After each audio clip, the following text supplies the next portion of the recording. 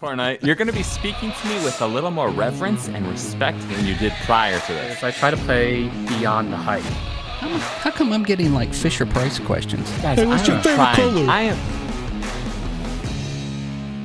Greetings and welcome to the Supply Drop episode 65, a game podcast created by the cheese, the sauce, and the crust of game podcasts. My name is Nate. I'll be your host. I'm joined by two other co-hosts, the first of which is Scott. Hello, everybody.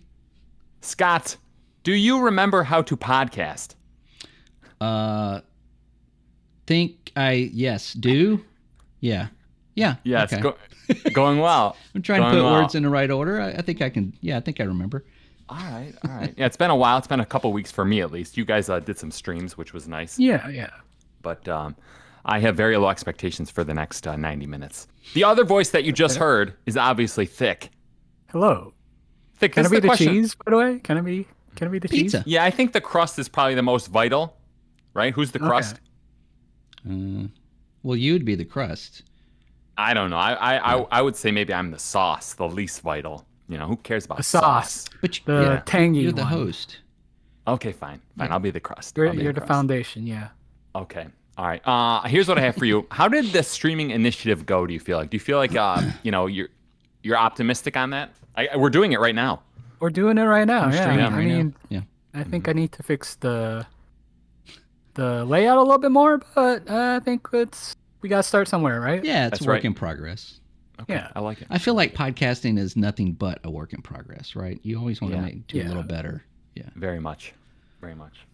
All right, before we get started, I want to ask listeners a question. The Supply Drop podcast is looking for a fourth rotating chair. If you like to talk video games, but none of your IRL friends accept you, shoot us a comment on our YouTube channel, and we'll see if we can set something up. You don't need a webcam, but you will need a mic. All right. Now, Scott, I have a question. Make sure they fit the last requirement, right? Yeah, mics are important. Yeah. Mics are huge. Yeah. No, the other one. What other one? The one you said right before? Oh, you don't need a webcam. What did I say? He said your friends don't accept your opinion. Oh, that's right. Yeah, That's yeah. right. Yeah. We'll accept basically all opinions on this show. Yeah. Yeah.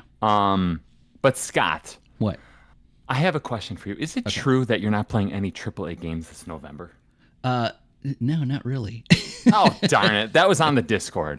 Yeah. Well, okay. So, it's 2023. It's November. Now, historically, right, we would be having like these huge games come out like every week, right? But we're not. We got them all through the year. So, I'll get to what I am playing in just a second, but I kind of wanted to address that. Here's some banger titles we got this year: Hogwarts Legacy, Tears of the Kingdom, Dead Space Remake, Baldur's Gate 3, Redfall. Really? 60 frames per second. It is now. Baldur's Gate 3, Spider-Man 2, Starfield, Lies of P, Resident Evil 4 Remake. That's just to name some of them. Huge year. Yeah. So it kind of leads it. Do we like that better, or do we like that super dry spell until like about end of September to December, where we're just getting game? You know, I'm completely fine that it's dry in November. I think, well, what are we getting this? We got Modern Warfare, which we'll talk about a little bit. Yeah. Well, we got our annual Call of Duty.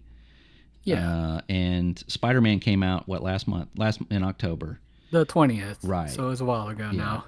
I think that's enough. I personally like this just even flow of games Throughout the whole year.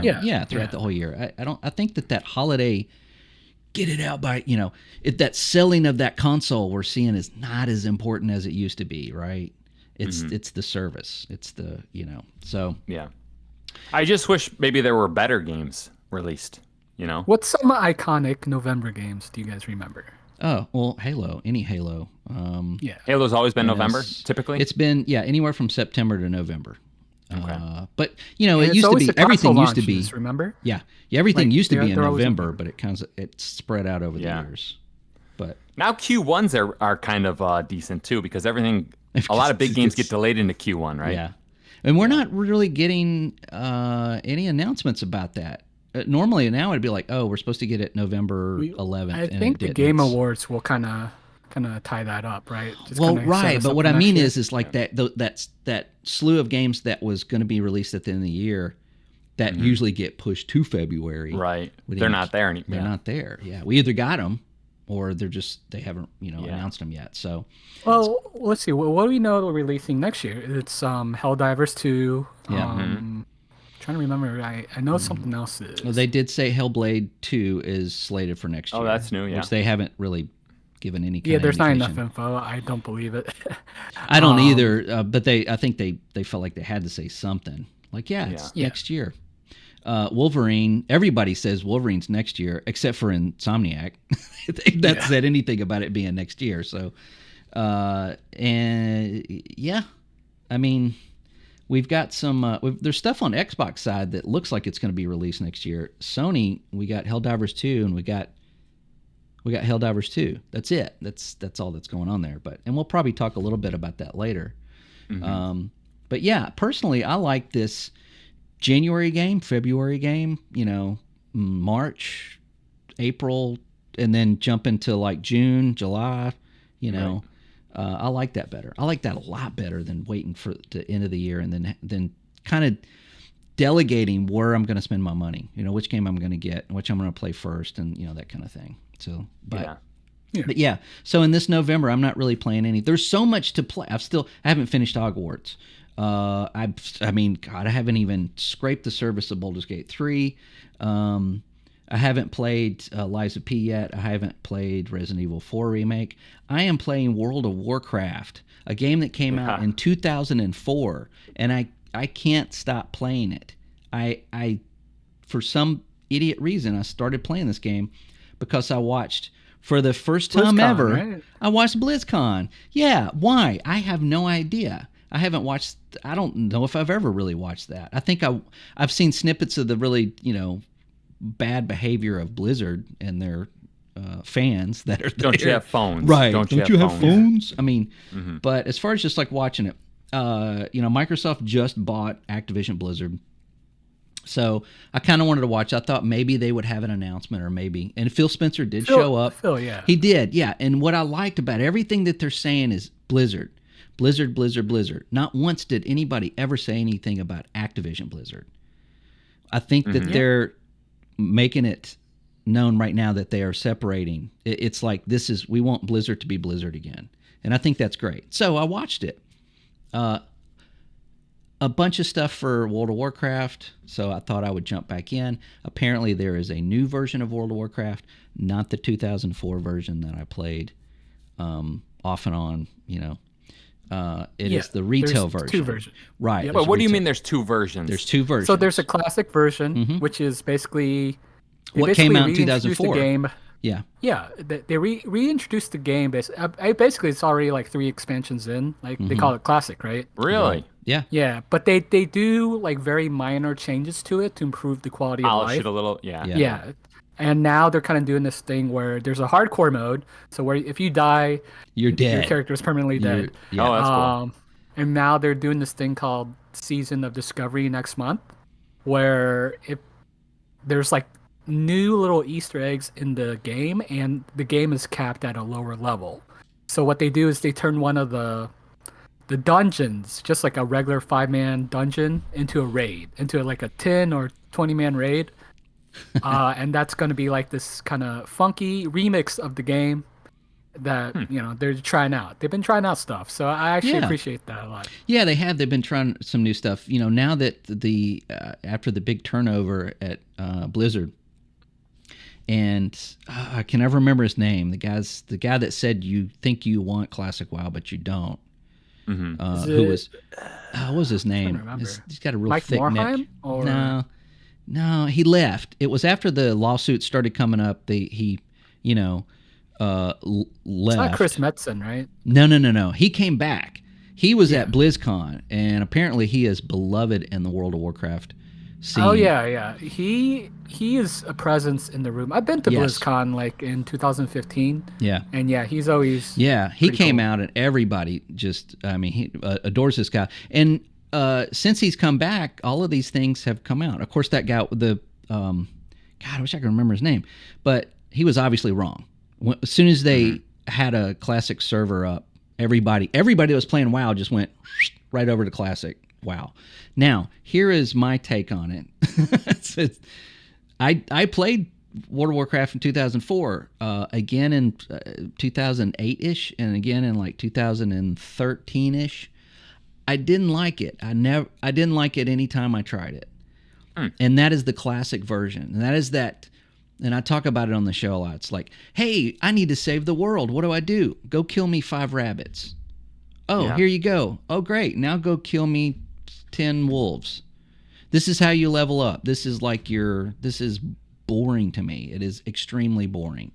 Retail version, and I know if there's some World of Warcraft fans out there, they're probably going to want to drag me from their vehicle, but I like it. There's a new island that you start on, and it's a new tutorial, and there's everybody's a speaking character. There's new animations. There's new graphics. It takes you through pretty much every aspect of the game that you need to get started in, and then you go to... There's a campaign, basically. Yeah, there's a campaign. And this is what I like about Elder Scrolls Online. You can solo that game. You can play it just like an RPG. There's story elements. You go from story element to story element, and that's what I love about that MMO. And then if you want to play with other people, you can, and it's there, and it's available to you. This is exactly what the retail version of WoW is now. It's a big sprawling story, and I'm just hooked on it, and I'm loving it. And then I'm watching these videos of like tips and stuff, and everybody's saying they don't want retail, and nobody's playing retail, and everybody wants classic. And now I'm scared that it's like they're going to go, okay, we're going to like nix the retail version. We're just going to go with the classic. Well, did you hear the BlizzCon announcement? They're basically they announced 3 expansions. They did, right. But this is alongside of, I'm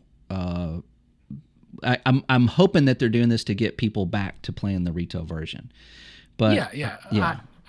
Which one do you prefer? I mean, you're a long time player. I typically been playing the retail recently. Mm-hmm. Like I go back to classic occasionally. Yeah. And what's nice is that it's the same subscription. So like whatever. Right. Like classic, you don't actually need to buy any game. You just pay for a subscription and you could play it. Right.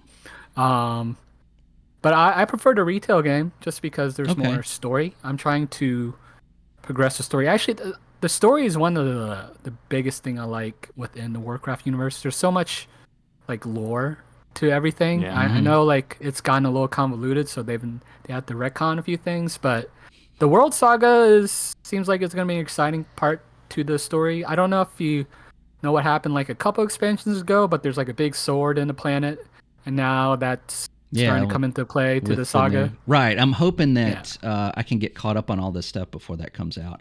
And there's one thing that really was a difference to me is as soon as you get off that island and you go to, was it Stormwind? Yeah. Mm-hmm. You're thrown into another story, and then you go to this other place with this woman, and that woman is hated there. And what's her name? Proudmoore. Something Proudmoore. Jane Proudmoore. Thank you. I think you're playing the story to Battle for Azeroth. It's Battle of Azeroth, right? Yeah. And then her mother's there, and then it's like she's it's like everybody hates her because she did something, and I don't know what it is, and they won't tell me, and then I'm in prison, and I got to break out of prison, and so I mean it just really pulls you in, and I think like it's exactly what I was kind of looking for as far as gameplay of just, leveling up and dungeon crawling and playing just an RPG and just kind of like leave me alone. I just want to, go and have these adventures and stuff.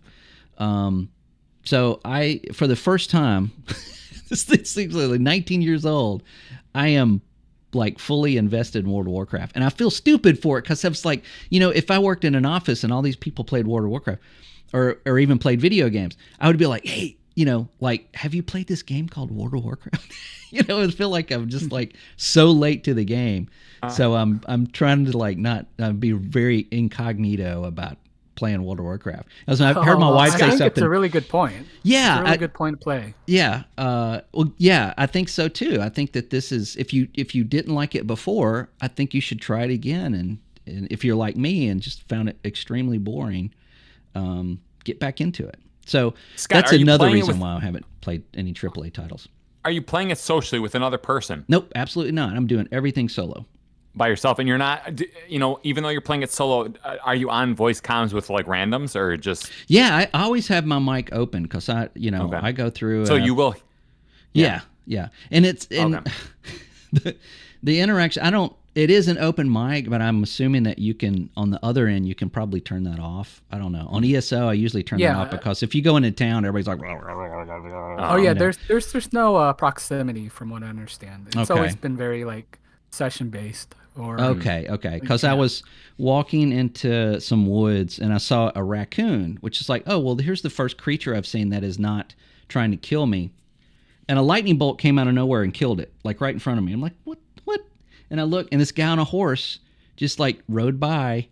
Like he saw me looking at that raccoon and just went bzzz, and killed it.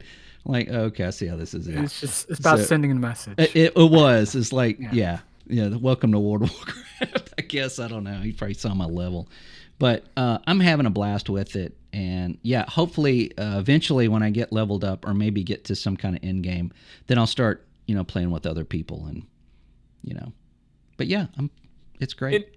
It'd be interesting to know the actual player split between classic and retail.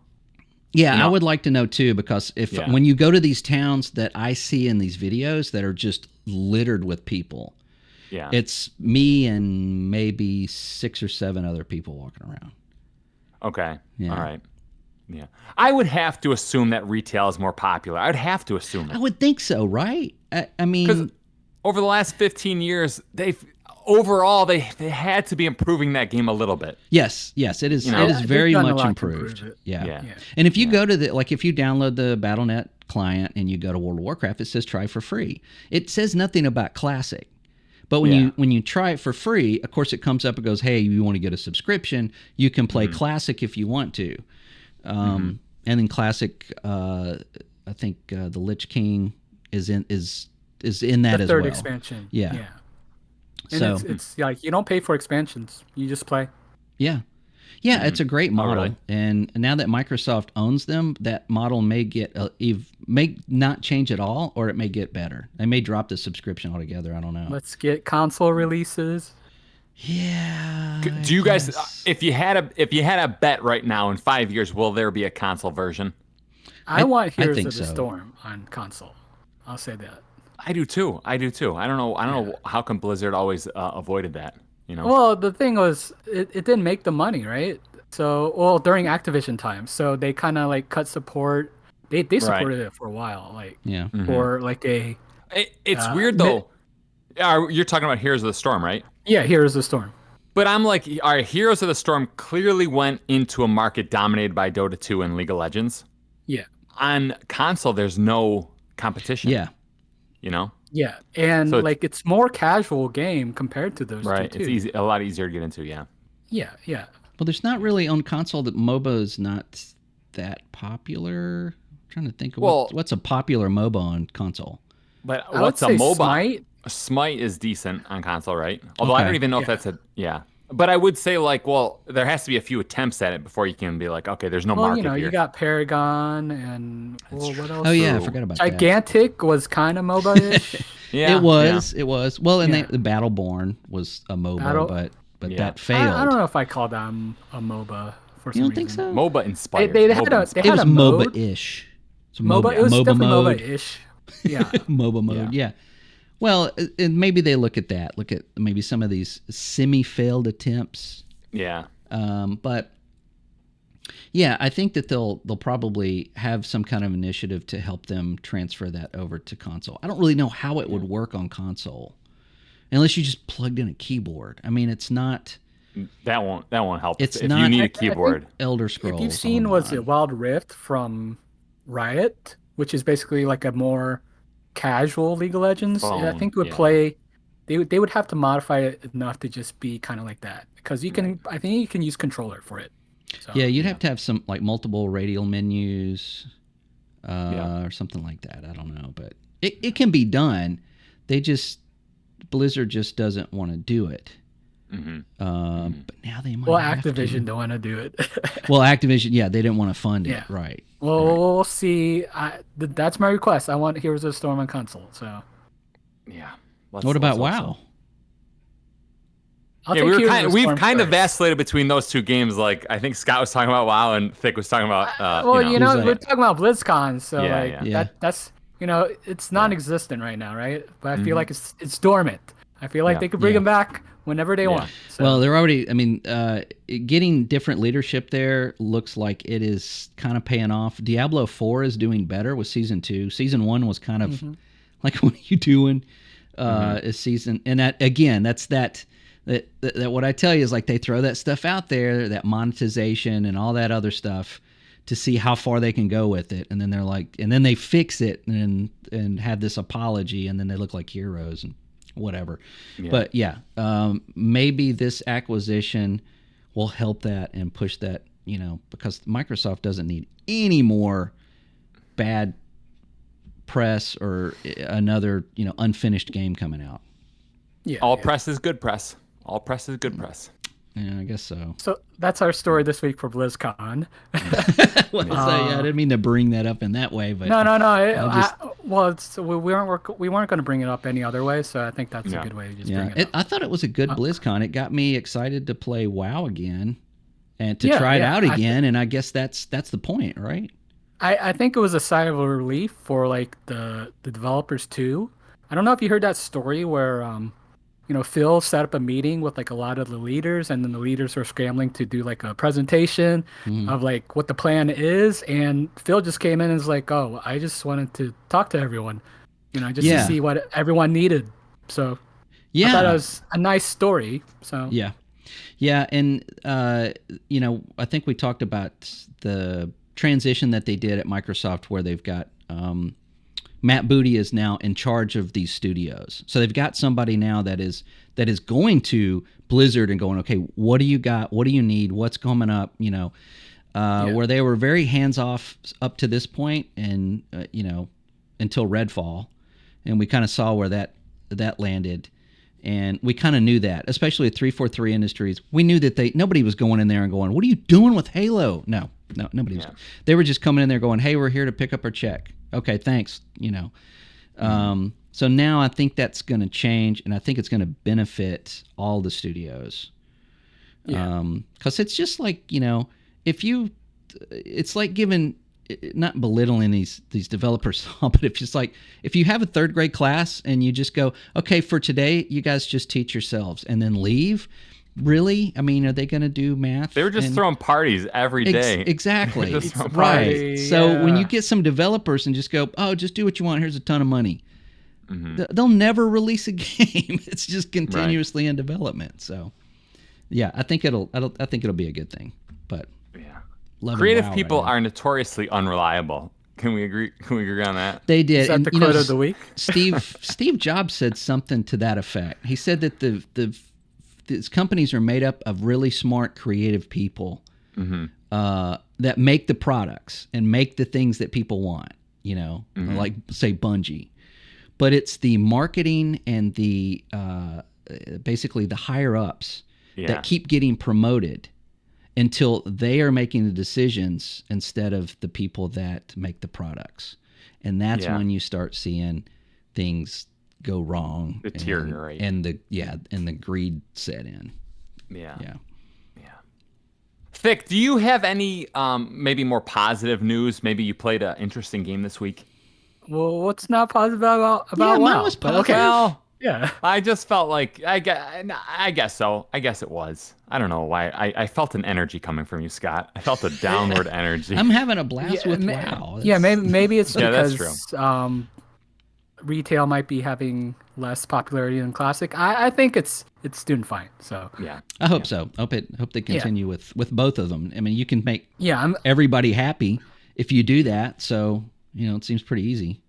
Yeah, I'm very excited for the Warcraft MCU, basically the 3 new expansions. So yeah. Any case, what did I play this past couple weeks? Yakuza. Yakuza Like a Dragon. I've been playing that like on and off kind of throughout the day. Sorry, throughout the whole week. And well, what's nice is I can just kind of grind. They have a auto battle because I'm in an area where there's a lot of low levels, so I'm just trying to level up a little bit. Because even if I'm fighting some guys that are 1 or 2 levels higher, they kind of wreck me. Like they take off like a third of my health. Really? But I because I haven't played it in a while. But there's some interesting mechanics. Basically, it's turn-based. Like any standard turn-based, but what's kind of cool is there's some real-time elements to it. Like your characters are kind of moving around a little bit, so like they'll utilize the environment. Like if you pass a bike, they'll pick up the bike and whack the person with it. Did you just say your characters? Characters, yeah. Yeah, more Plural. than one. I feel like Yakuza is you're just playing one guy. No. Like a Dragon is the turn-based one, and you have a party. Oh, you have a party. Yeah. Okay. You have a party. It's a very It's like Chrono eclectic Trigger. group. Chrono Yeah, Trigger, I think I recommended this game to you. Yeah, you 'cause did. You did. You were gonna say you were gonna play Persona 5, but I was like, try this game instead. Uh-huh. But I also tried a little bit of Persona 5, and I kind of see where like all the quality is in that game. Like it's really well produced for what kind of game it is, and then like the ways you can kind of level in Persona 5, like you kind of have to interact with the world, and it's up to you how you interact with it because you got a limited time per day. Right. So I thought that was interesting. But I mean, in Yakuza, it's kind of like there's this absurdity to it, kind of More like of a we need to stick humorous- to truth. Yeah. Yeah. Because like there's this thing called pound mates, right? And they kind of joke that it's some sort of sexual thing or whatever, but it's basically like this. It's a summon. You use your phone to summon people, but you got to pay them. And they're fighters come in, and there's this weird wacky animation. There's like the first guy I get is this boxer guy, like this, like because they're in Japan, but this is like an American boxer guy, and he's kind of like a funny guy, and he comes in and he just like wipes out the whole enemy. Like he shows you, like wipes out the whole enemy party you're fighting against. Wow. So like. I just got that system, so I'm not that far in the game. But it's kind of like there's a lot of fun things in the game, and it kind of it's like a game that kind of puts a smile on your face. It's not the most advanced game, but like I think it's it's a good game to just play. It's a podcast. It's a podcast game. Yeah, I think so too. If like aside from the cutscenes, because there is a somewhat serious story to it, Really? and then there's a lighthearted side to it. I think. Okay. I'm really curious what you would say, Nate, if you ever try it, because I think it's The tone. The tone is just I don't understand that tone. which I don't know. tone? Like It's just like it's like goofy and serious and tough and super weird. You know what I mean? Mm-hmm. some of it's a little bit like maybe out there, but I think like the main story, it's cohesive. It's cohesive enough. Okay. And Yeah, like there is I an think you might aspect- like the. There's an aspect to me to where I do appreciate just like it's like a whole new like vibe that I'm getting, right? It's not like yeah. I hear you. Interesting. Now, So is is that this- all you played? One more game real quick. I was playing this the other day because it's a Game Pass rewards quest, and I was playing Limbo, and it's like was it like a 2-hour game? Yeah. Yeah. You don't like the game? I didn't like that game. I was a little disappointed. I kind of agree with you, Nate. I think I kind of see like the thing is, the game. It's like a lot of trial and error, a little bit, and there's some stylized things to it. Like so everything's like a silhouette, right? Right. So it's if you're not being like super attentive, you'll miss what you can push and what you can kind of pull, like objects you can interact with, and it gets a little annoying. I had to like look at a playthrough just to like I didn't want to go Get through the past whole it. process. Yeah, I mean it's fine. I could have figured it out. But I just wanted to get past it because I just didn't feel like I had the patience for it. There's the atmosphere in it is really good though. So like I'll tell you one point that kind of frustrated me. There's like those pistons that kind of slam down on you, like crushes you or whatever. So like there's you pass by 2 of them. And basically, there's a switch in the middle, and the thing is, the 2 of them are different. There's like ground around the switch. If you step on that, it comes down. But then the next one, if you step on the middle switch, that's the safe spot. So if you step on the ground, sorry. Basically, they switch it up, right? For no reason. It felt like no reason other than to just like Kill you. Yeah. Crush you, Yeah. Yeah, and it was just kind of frustrating. You don't view it as like a meditative experience, how it's like art. That game is not very meditative. I find it It's very like life. Yeah. Yeah. 10 out of 10, game of the year. Yeah, I Actually, didn't care for that game either, really. No. I think I understand why. It's just there's a very high art aspect to it. Like Yeah. and now I'm very curious how Inside and Cocoon kind of evolve it, because I think like how it's made, it's very like I appreciate it a lot, but like there's just some frustrations in it, and it definitely shows like it's probably like a first attempt at it, right? So I want to play Inside and Cocoon to see how it's evolved. Yeah. Yeah. Well, I feel like Cocoon is pretty different, right? A Cocoon isometric puzzle game. Yeah. Yeah. Yeah, but it's not a side scroller. Yeah. Yeah. But I guess Cocoon, it sounds like people like it online, but people like Limbo online, Yeah. People like different things. Yeah.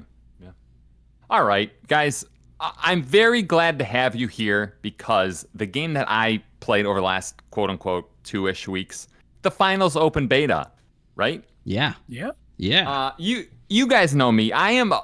Would you say I'm the number one hater of all arena shooters? Yes. Like, do you know anyone that hates arena shooters more than me? Right. No.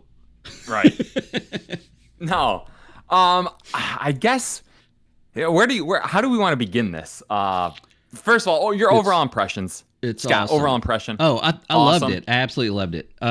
It's a beta? No. Release it now. It felt polished. It's ready to go. I mean, it's free to play, so if you need to add stuff later, just add it later. I want it now. I miss playing it. Yes. Yep. Yeah. I thought it was fun. Scott, what's your favorite thing about the one singular thing it does where you're the most impressed with?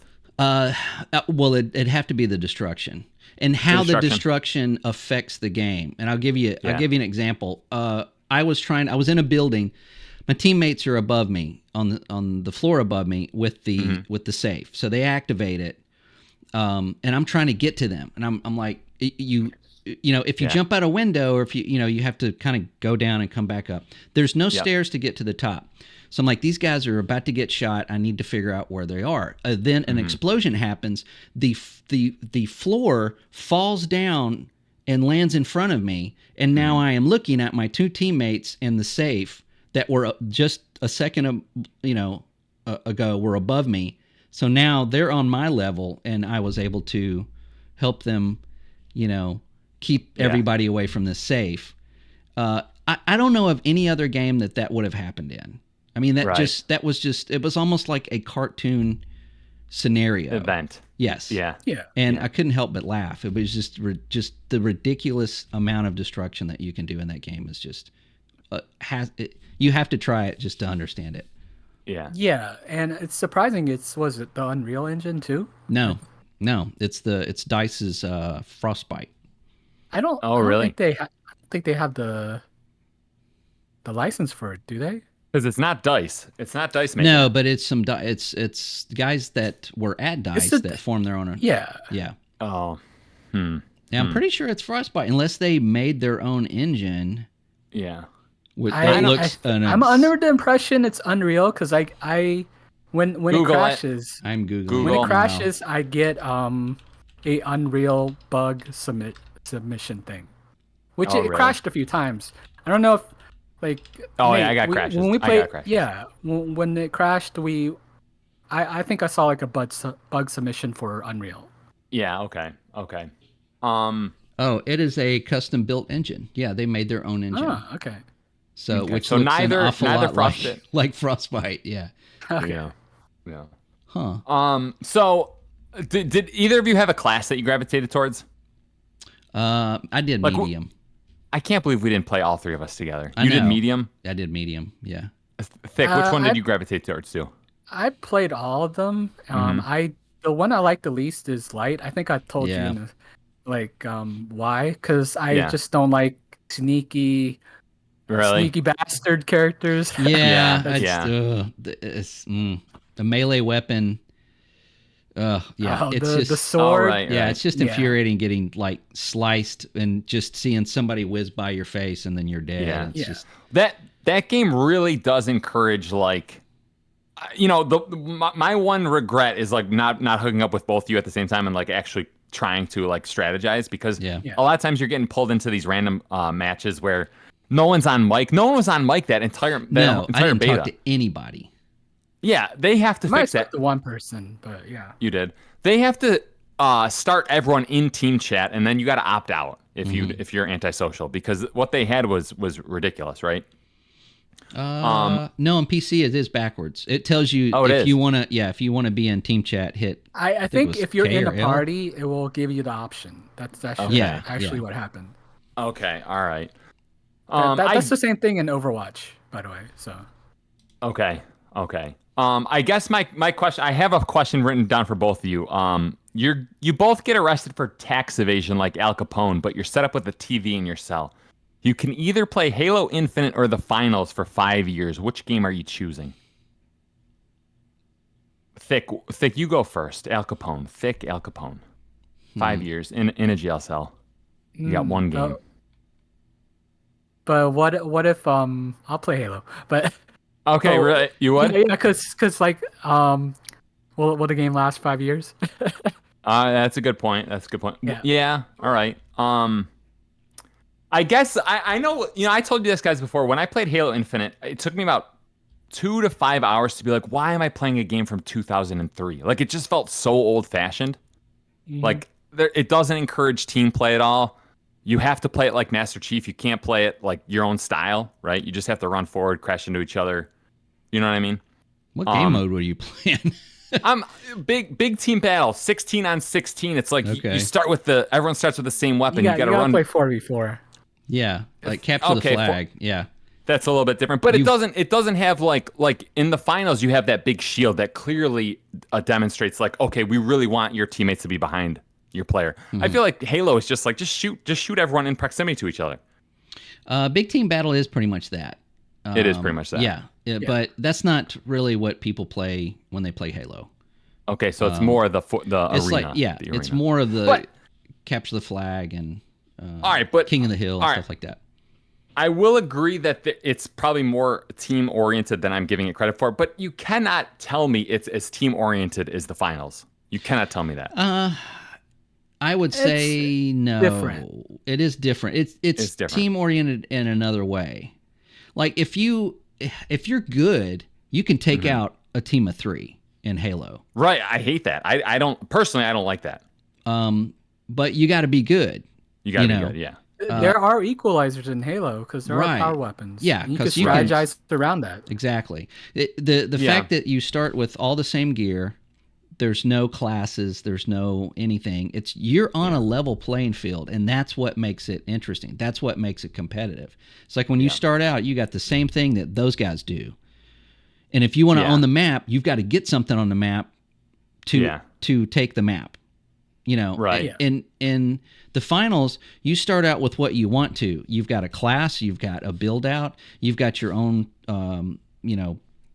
gadgets and abilities and all of that stuff, just like most games. But yeah, you're right. I mean, you do have to fight as a team, but it's not red versus blue. It's red versus blue versus teams. green versus Right. Yeah. So that makes it way more chaotic and not in that good way. It's more in a we need to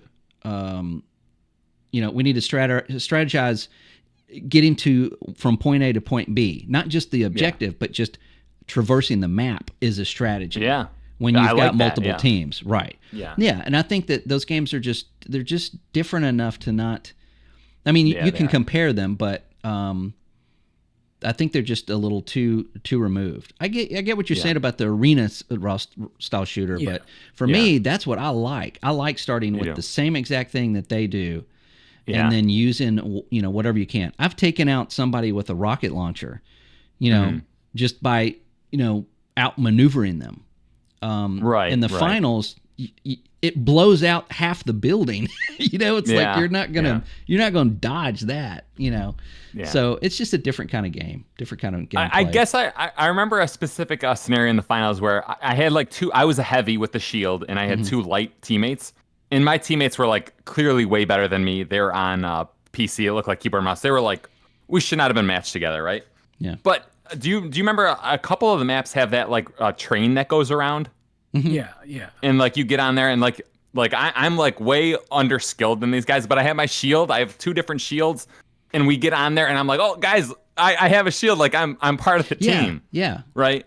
Whereas I feel like in Halo, it's like if you're a bad player or your teammates are just way better than you, it's just like I'll try not to die as much as possible, but I can't really help. I can't help you. Whereas in the finals, it feels like it's much more. I see what you're saying. Yeah. Well, it's a team-based. It's a what do you call it? Like Overwatch. It's a. It's more Overwatch. Yeah, you're right. A character-based shoot. Hero-based. Yeah, thank you. Hero-based. Yeah. Right. You could pretty much create Reinhardt from Overwatch in the finals. Just sledgehammer. Right. Just in the finals, though, you're taking out a building when you walk through it. Well, and also I feel like, Sombra, like, she goes invisible, she goes behind the enemy lines. Like that is absolutely a character in the finals too, right? I felt like freaking annoying. Yeah, freaking annoying, but there's turrets in it. Like I almost feel like the people who made the finals are like, let's just kind of copy a lot of Overwatch and like kind of make it give our spin on it, right? Yeah, this is a very different remix, and they got a mercy. They got a mercy in it. Yeah. But like there's limitations to it, right? You can't keep healing. Yeah. Yeah, that's true. The TTK is very Overwatch-like. Now I think about it. It is. I think it's a little too much, in my opinion. If you like, I think when we were playing, that guy with the shotgun was just, one-shotting everybody. And it didn't seem to be a. Was it the light? It wasn't like a distance. Yeah, he has light with a shotgun, and he wasn't like I was in another building, and he shot me through my window with a shotgun and one shot at me. That's balancing may need to be balancing in the game because that's just not. There needs to be a little bit more. Yeah. But so there's a few things that I really like in the game that I find is unique, which is the revive mechanic. Picking up the piece and running with it. Yeah, and you toss them like across the level. Yeah. I like that a lot. Yeah. Yeah, because you can take them out of, put them in cover and, revive them as opposed to trying to, use a shield or something else to cover. Right. To get and it's a very important mechanic in the tournament mode. I don't know if you played it, Nate. I played nothing but that tournament mode. No, I think we played. But there's a separate. There's a separate. I played ranked tournament almost the entire time. I know me and you did not play ranked tournament, but once I found ranked tournament, I'm like, that's the true mode of the game. That's where I spent most of my time. Yeah, that is the true mode. Yeah. You played ranked tournament. I played unranked, but. Oh yeah. I don't know if there was a difference because again, I felt like I was being matched with like players that were like way better than me in it. Okay. That's one of my like critiques of the game. I'm just like. Once everyone kind of understands their role and stuff, I cannot be getting matched against like high skill PC players. I'm not gonna have fun with that, right? Yeah, turn off crossplay. Yeah, right. Well, that's what beta. That's kind of what they call it with that. Yeah, there's definitely some balancing issues on the server side and gameplay side, but all in all, I had a blast with it. Yeah. I think the gameplay is refreshing. Traversal is fun, jumping up and going in a window, going out the next window into the other building, and just there's no fall damage. It's a blast, and on PC it runs great. It looks fantastic. I wish they'd just release it now. Release it December. I think they announced 7.5 million players played the open beta, which I assume that's a pretty good number. That's a really good number. It's pretty good for for a new studio. Yeah, new studio, new IP, and a beta. Yeah, that's really good. And I'll say one more thing about this game. I like this game so much. Now, granted, it's still a arena shooter. I feel like it's still an arena shooter, so I don't feel like for me, it's not going to have legs that like Fortnite has. But I will say this arena shooter was so good for me. I'm now way more interested in Arc Raiders. Because I'm like, if they're getting these fundamental things so right here, they're going to be making smart decisions with Arc Raiders. Now, I have yet to see any of those smart decisions, but I have a little bit of faith, right? I feel like Arc Raiders will be the marathon before Marathon comes out. Yeah, That's you could be. Probably yeah, you could very be right. true. Yeah. Although to the punch. Yeah, to be honest with you, I feel like Arc Raiders could be end of 2024, Marathon mid 2025, right? I think they're going to be launching. Yeah. Could be launching somewhat close to each other. Yeah, that's possible. Yeah, and if Arc Raider fails, it really gives like headwind to Marathon. So unless Marathon gets canceled. Yeah. All right, guys, we got to jump into our rumors because we're going to do rumors before the news now. Yeah. I only have 2 rumors this week, but really one of them isn't even a rumor, but I'm still going to put it here. Okay. Number 1, Nintendo confirms they're working on a live-action Zelda movie. Mm-hmm. It will be directed by Wes Ball, who has made 3 Maze Runner movies, as well as the upcoming Kingdom of the Planet of the Apes. Let's go with Thick. Thick, you're the Nintendo guy, right? Yeah. How pumped are you for this movie? Did they say live action, right? I think they said live action, yeah. I'm kind of mid. I don't... Would you have preferred an anime or a cartoon? Probably. I feel like, but then again, I mean, I don't know. It's hard to imagine. Because, like, I think the Mario movie did very well, even despite it not having, like, a really solid story. But I think, like, it looked very well. It looked well produced. So yeah. I will say I watched that Mario movie on the plane going over to Switzerland. Mm-hmm. It was just I couldn't. I thought it was terrible. I thought it was a terrible movie. It was just like he was just running. Produced? I mean, it looked like you're saying it looked very nice and stuff, but it was just like they're just jumping on stuff and running and like getting chased, and I felt like I couldn't even explain the story to you what it was. Well, I think a Zelda movie will be a little bit more complex, right? Like there's actual story to it. Yeah, if it's live action. Mario, Yeah.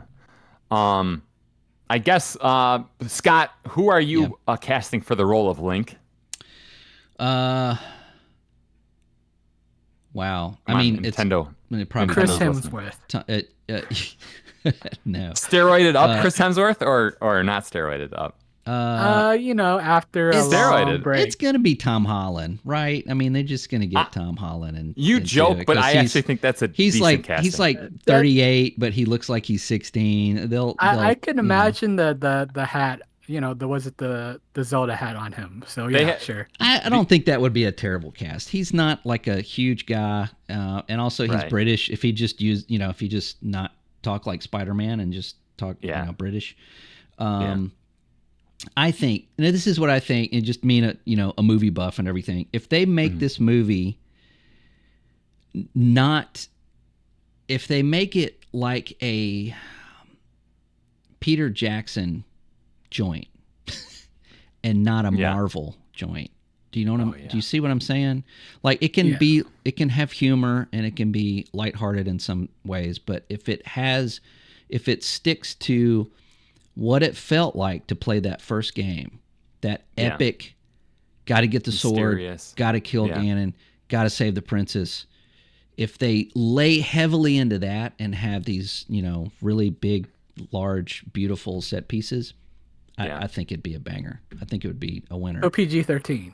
PG-13, right? Yeah, not a PG or obviously not an R, but more of a larger scope, like people that don't know anything about Zelda could actually go to the movies and enjoy it. Yeah. Well, every Zelda is kind of a new story, isn't it? It's they're not really continuations. But if you're going to make a movie, if you're going to make a movie, I strongly think that first game, you have to go there. It has to be identifiable with what makes those characters who they are. Right. That's just my take. Yeah, I'm with you. And I just hope, Scott, I think you're with me on this. I hope they don't put in like what do all modern movies do, like Rolling Stones? Like it'll be or, I thought you were going to say that Zelda's going to be the main character and he has to go save Link. Yeah, that's probably going to be what they do. Disney it up, right? Yeah. All right, let's move on. Let's get to rumor number 2.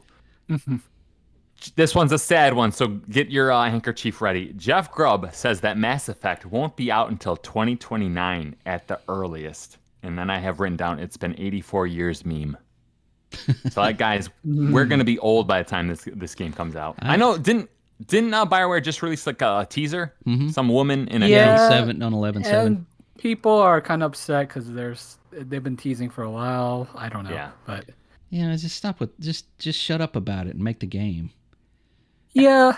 I mean, I'm fine Scott, either way. that's nasty, Scott. Well, It's like I mean, that. this is BioWare we're talking about. They have some, Yeah. their credibility right now is like bottom of Yeah. the barrel. Right. Well, remember we hear earlier this year that like BioWare got hit with some layoffs, some substantial layoffs. I think it And was it sounds one of their. I thought it sounded like, okay, all of BioWare right now is on Mass Dragon Effect, Age. or not Mass Effect, Dragon Age. Yeah. Yes, I think that's what they. Yeah, one of there's Edmonton, and then there's Thick. What's the other one? Do you know the other one? There's Edmonton, and then there's. Is it Austin or? I think maybe it's Austin. Yeah. And I think that the layoffs were in. I want to say they were in Austin, but I don't know. We'd have to look. Maybe it it up. was Edmonton is the one that did mostly did Andromeda, if I recall. Right. Yeah. And now that team that did that is now doing like they're doing they're making the rocks for Dragon Age. That's what they've been respond. That's your responsibility. Just make the rocks for our just next make game. rocks, and we'll put them in the game. That's what you're gonna do now. Yeah, That's funny.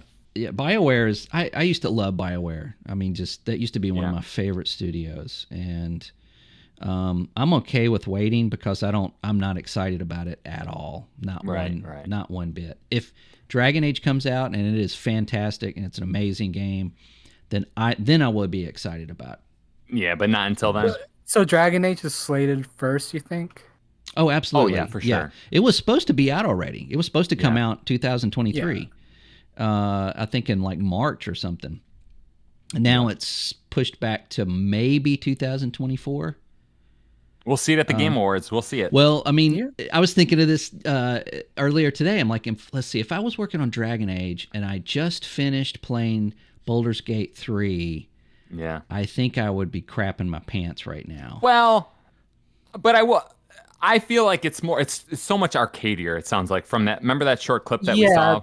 It's like a God of War-esque, right? It's like a visceral. It's like you're pressing A to hit things. Whereas whereas but Baldur's Gate 3 is a little more. But the cerebral. reason it is because they don't think a game like Baldur's Gate 3 would be successful. They don't think that they're like the first Dragon Age, which was essentially a Baldur's Gate game. They don't think that would sell. Yeah, that's true. And then here's Baldur's Gate 3 when in Game of the Year, and that's like. Well, I think so they peeled back a lot in Dragon Age 2, right? They peeled it to like a lot of action. Yeah. But I think they went back a little bit in Dragon Age Inquisition, right? Yes, yeah. I thought Dragon Age Inquisition was a good direction for them. I thought that I liked it. I really liked it. There was a lot of padding in the game, though. There was, it was, definitely. And the combat was not really that fun. But the world building and the characters and the story and everything else kind of fit. And then having, to be kind of like a ruler and then, have these things that you had to be responsible for, I thought was really cool too. But yeah, by the way, I'm replaying Dragon Age. Oh my gosh. Which one? Inquisition? Yeah. I could drop back into that. That might be something I'd get back into again. I think it's a great game. It's a great RPG. It's just the combat's just. I wish it was a little better. Yeah, I think this won Game of the Year for that year, right? I think it was 2014. Multiples, yeah. Yeah.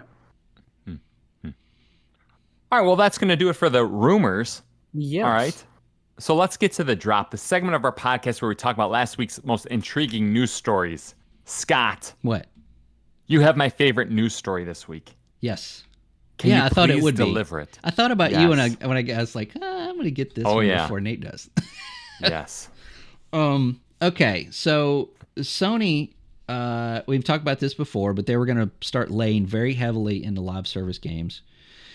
I already don't like your tone, Scott. I already don't like your tone. No. Continue. But continue. Of course, hardcore Sony fans didn't really like that, and apparently, Sony, it was kind of, I don't know. We don't know what's going on at Sony right now, but we do know that they are reevaluating those, and it's probably because after they acquired Bungie, we do know that they had some people at Bungie kind of evaluate the projects that they had that were live service games, because obviously Destiny 2 has been very profitable up till lately, and they wanted to know what they thought about them. So Sony president Hiroko Todeki, I think. Totoki. Hiroki Todeki. Totoki. Fun to say. Yeah. This is what he's talking about, the 12 live service PlayStation games. Okay, this is his quote. We are reviewing this. So the titles, we have not been able to meet the gamers' expectations, which I don't understand that, because they really haven't announced anyway. But we are trying as much as possible that this would be played by the gamers and likely by gamers for a long time. Now, obviously, English is not his first language. So the 12 titles, so 6 titles will be released by fiscal year 25. That's our current plan. And the remaining 6 titles, as for when they will be released, we are still working on that. And the live service games and multiplayer games, that's the total of that. Okay. So in mid to long term, we want to enlarge this kind of service, and that's the unchanged policy of our company. It's not that we stick to certain titles, but for the gamers, quality should be the most important. That's how I feel about it, and that's unquote. So I guess what he's saying there is that instead of just throwing everything at these 12 titles, they've evaluated all of them. 6 are getting much love, and the other 6 are they're kind of going, we'll kind of see where that goes. Burner. Yeah, back burner, and probably some cancellations there. And so. I can't believe you interpret it that way, because how do you do it? Here's how I interpret it. Okay. A delay, 95% of all AAA games get delayed, right? Everyone just understands like games are, in a perfect world, it's going to take 5.5 years. It always takes 6.5. You think this was like years. Their expectations were a little greater than? Well, I just think like literally every complex project gets delayed. So the fact that 50%, which is way less than 95%, got delayed, it's Right. like we're all pushing the panic button because an expensive game got delayed. And so I just feel like people like, it's like, what's that, the Rorschach test? Rorschach. Okay, I'm not going to say that word, but yes, that one. I just feel like this is a story in which if people don't love live service, this is proof that live service is a failure. But I'm just like, you don't see that way? There's people thinking that. There's people thinking that. I mean, look, I've looked at a lot of different like videos on YouTube and podcasts. It feels like half of the stories people are just interpreting like 6 of them got canceled.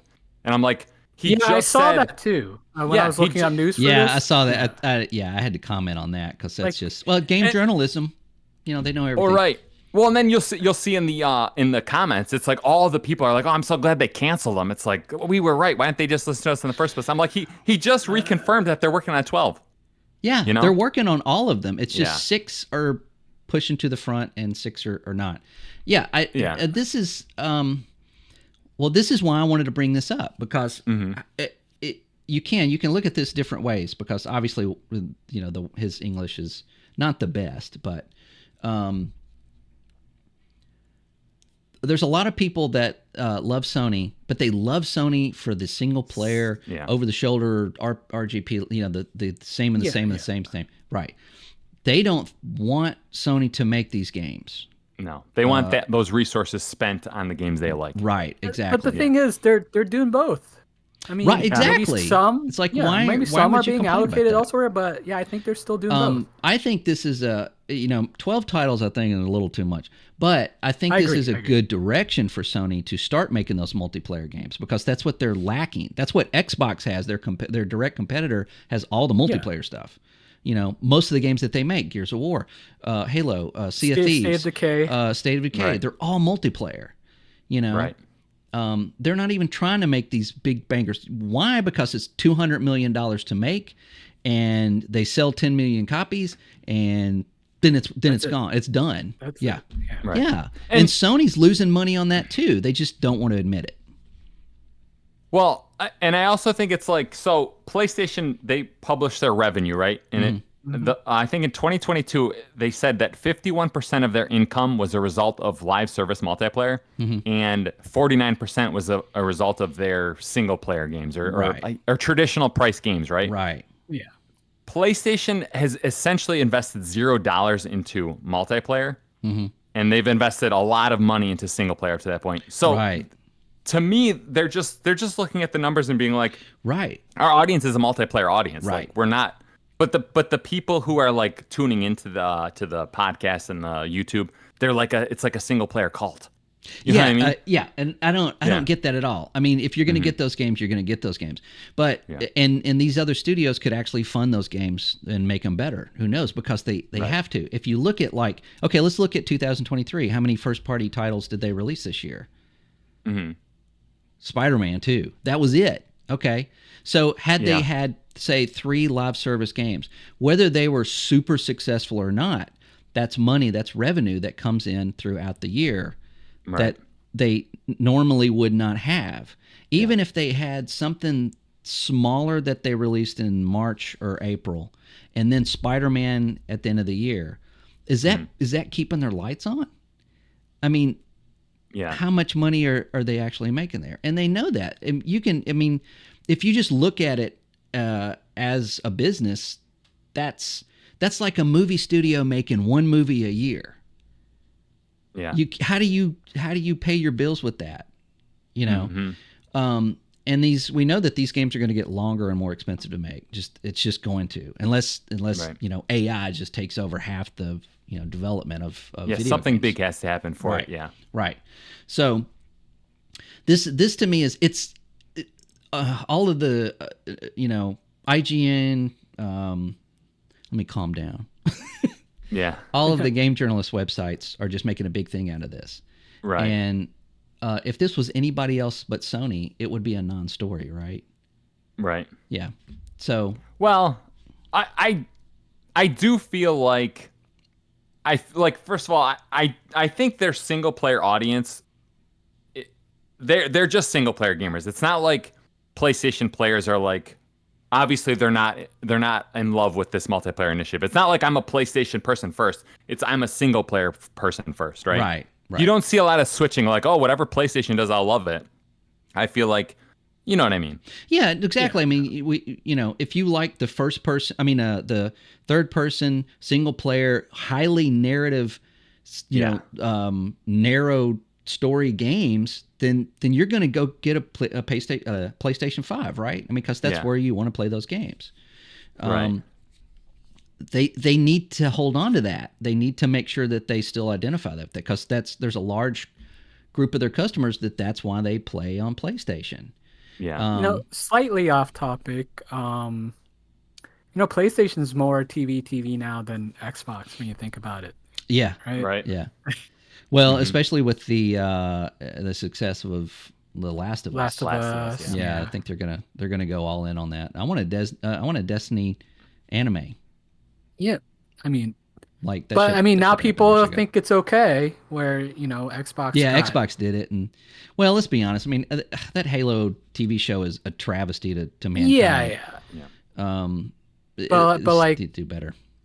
But like for the launch of Xbox One, they got like Steam. Oh man, TV. But wasn't their thing back then like, the Xbox is gonna connect you with like the TV shows you already like? Yeah, it was like a I cable feel like box. Yeah. What Don Matrick did with Xbox back then, it is pretty different than like PlayStation. Just like we're gonna it's make a little bit TV different. Different context. Yeah. Because Xbox wasn't making like a Halo TV back then or Gears of War TV back then. Not yet. Right. Not yet. Right. I think they already announced it during that time, right? They were going to make Yeah, they Halo. announced a Halo TV show back then. It just didn't happen. It just never came to until recently. And the person in charge of that, Kiki Wolfkill, was Great one name. of the ones that was let go. So maybe season 2. I don't know. Non-existent. Well, no. I mean, it's getting made. It's still in production. Paramount is still making it. Just if she's not in charge of it, maybe they'll stop going, oh, I don't want anybody to play a Halo game if they're going to make this Halo TV show, right? Yeah. Yeah. They didn't do that with the Last of Us TV show. I'm pretty sure they encouraged people to look at the source material. I mean, if you're going to make great expectations, nobody goes, don't read the book. Yeah, I know. Nobody read the book. We'll just give you the vague the pillars of the book, and then you do whatever you want. Right? No, Yeah. not at all. That's just the dumbest idea ever. So, right. Yeah, this is just I think that Sony takes other people's ideas and makes them better. Much like Apple. Sometimes. That's what makes them successful, right? Anything Xbox does, Sony does, and usually for some reason is more successful at it. So if they're making 12 live service games, 6 of them might be really good, right? I mean, it's possible. Plus, if these are live service games, what are the likelihood that they're going to be exclusive to PlayStation? And PC, maybe. They'll all be PlayStation PC, right? I think so. Yeah, I think maybe one or two will be mobile. Yeah. Well, maybe even multi-platform. You don't know because now they're having to. They want Call of Duty. They're having to pay Microsoft now for it instead of Activision. Right. So I guess they're not. They don't have those deals anymore. So yeah, this is. We'll see where this goes, but I think it's very interesting on multi. If you're the single player fan or if you're the multiplayer fan, I think this is really interesting. We'll see how this pans out in the long run. But I'm hopeful that they make these successful because in the next upcoming 3 to 5 years they're going to need them. Yeah. This is not the last time we'll talk about this on the podcast. And near the end of the podcast, I'm gonna bring something up. Okay. Yes. Can't wait. But Thick, let me explain to you what your news story is before I get to it. Okay. All right. Oh, what's my news story? Okay. I have this all discombobulated here. Why don't you just tell us what your news story is? Hold on. Let me see. Oh, there's a hardware announcement. A hardware announcement that you're interested in. Can you tell us why you're interested in it? Maybe a handheld announcement?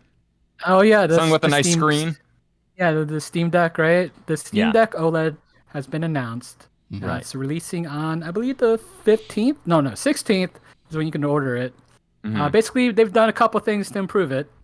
OLED, so there's an OLED screen, obviously, right? Brighter HDR, too. I think this is the first handheld with the HDR screen. Nice. And a higher refresh rate. And from what I understand, the screen module is actually more compact. So they used that and added more battery to the device as well. Yeah. And given manufacturing improvements to the processor, it's going to be more efficient. So basically everything they've done to the OLED, they've improved the battery life. And I guess the screen itself would kind of make it feel more responsive because it's a high refresh rate. And the thing I'm excited for, the 1 terabyte is a special edition.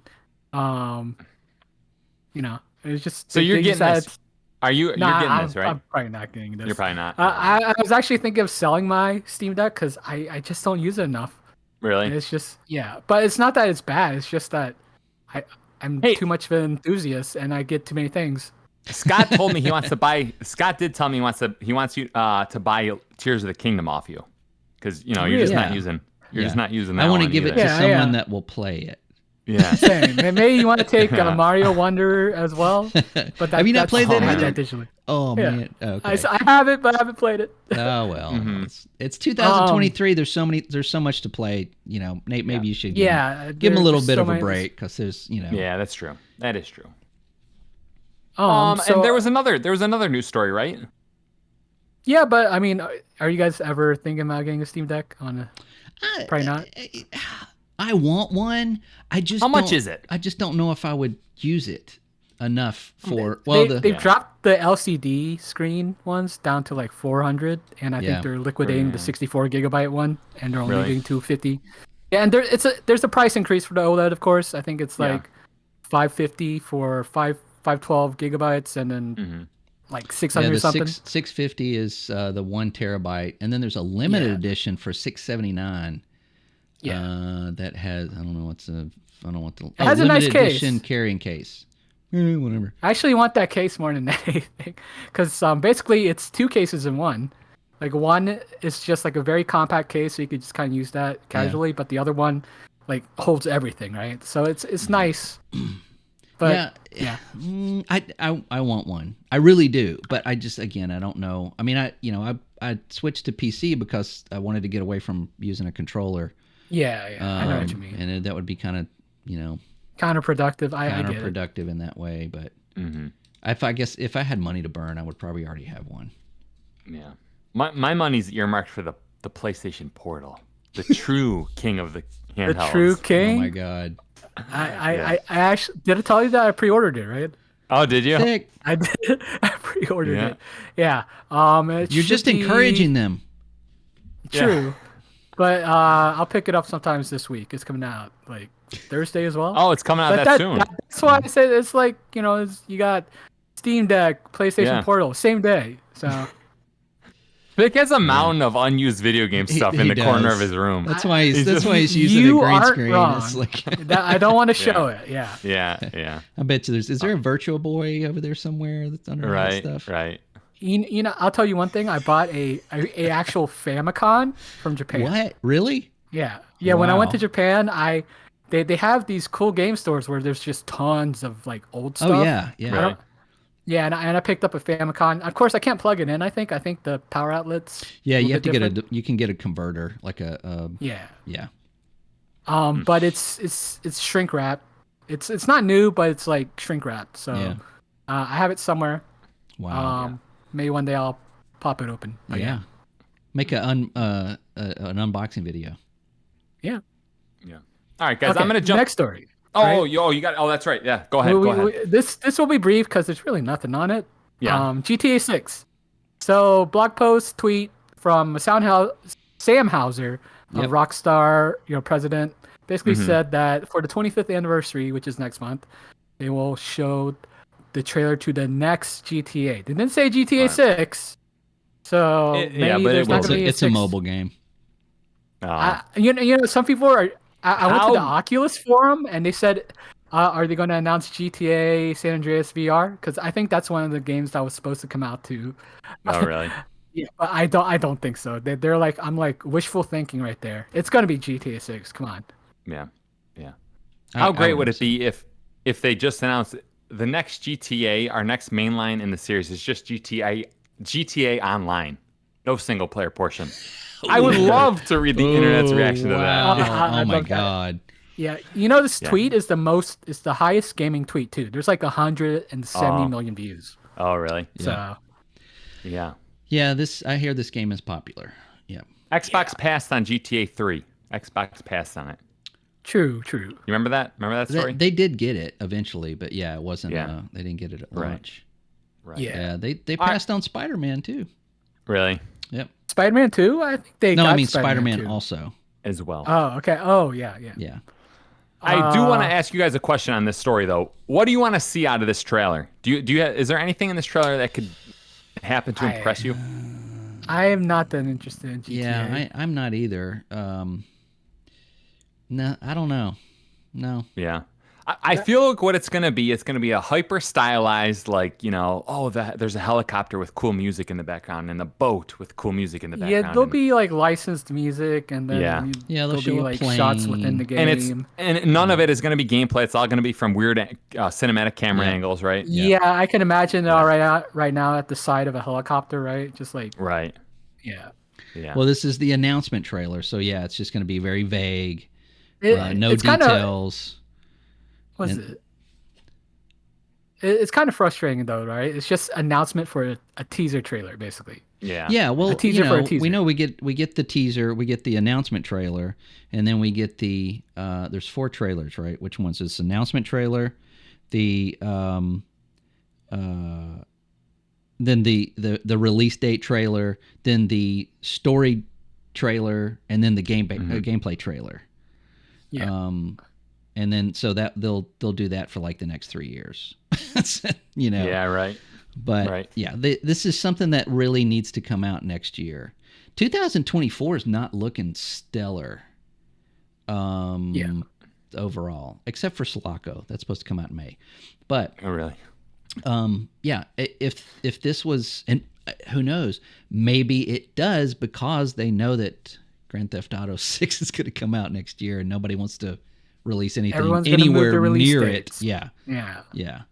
So, yeah, I don't really care about this game. I played 3. I played a little bit of 4. I played a little bit of 5. Yeah. I will say if it's just a prettier version, more sandboxy version of GTA 5, I won't be interested in it.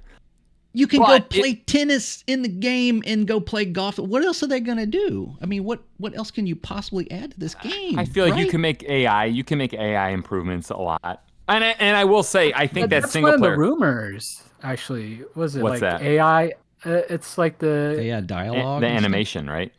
no, like the AI. It's not like, let me read this one rumor I found. It's something like an AI memory system that implies non-playable characters will remember the player's actions and decisions, Okay. influencing their future interaction. I hope that turns out awesome, but I specifically remembered Red Dead Redemption 2. They were talking about how great the AI was going to be, and They said it the was same thing. it was so generic, that AI to me. Yeah, there wasn't really a lot. I was like, there that oh, when I saw. shoot at it, when I shoot at an AI, it like gets mad and it shoots back. I'm like, what the heck? Yeah. Right? Yeah. So, I will say, if there is some aspect of the online portion where they're like, okay, we're kind of gonna do something ambitious over here, then it kind of They're gonna have tune in. concerts. If right. Yeah. Right. if the entire campaign was co-op, or if you could play with one other person, that would make me interested. I would be Yeah, that's interested cool. in that. Yeah. Right. Or if they just made, all right, the single player campaign, it's going to be, you're going to be able to accomplish the mission any way you see fit. So it's going to be sandbox oriented single player. Because I just couldn't stand that. No, you're going to do it the way we told you to do it. Right. Yeah. And then Yeah. it goes like failed or whatever, right? Right. Yeah, right, like a Sony game. Right. Yeah. Yeah, exactly. Hey, I'm Yeah. with you, Scott. I'm with you. All right, guys, I have 3 news stories this week. All right. I have to burn through these. Okay, go. Now. Rumor number 1. Oh, a little game called Fortnite Battle Royale got 6.1 million concurrent players as a result of the new OG season, marking the highest concurrent players of all time on that game. Wow.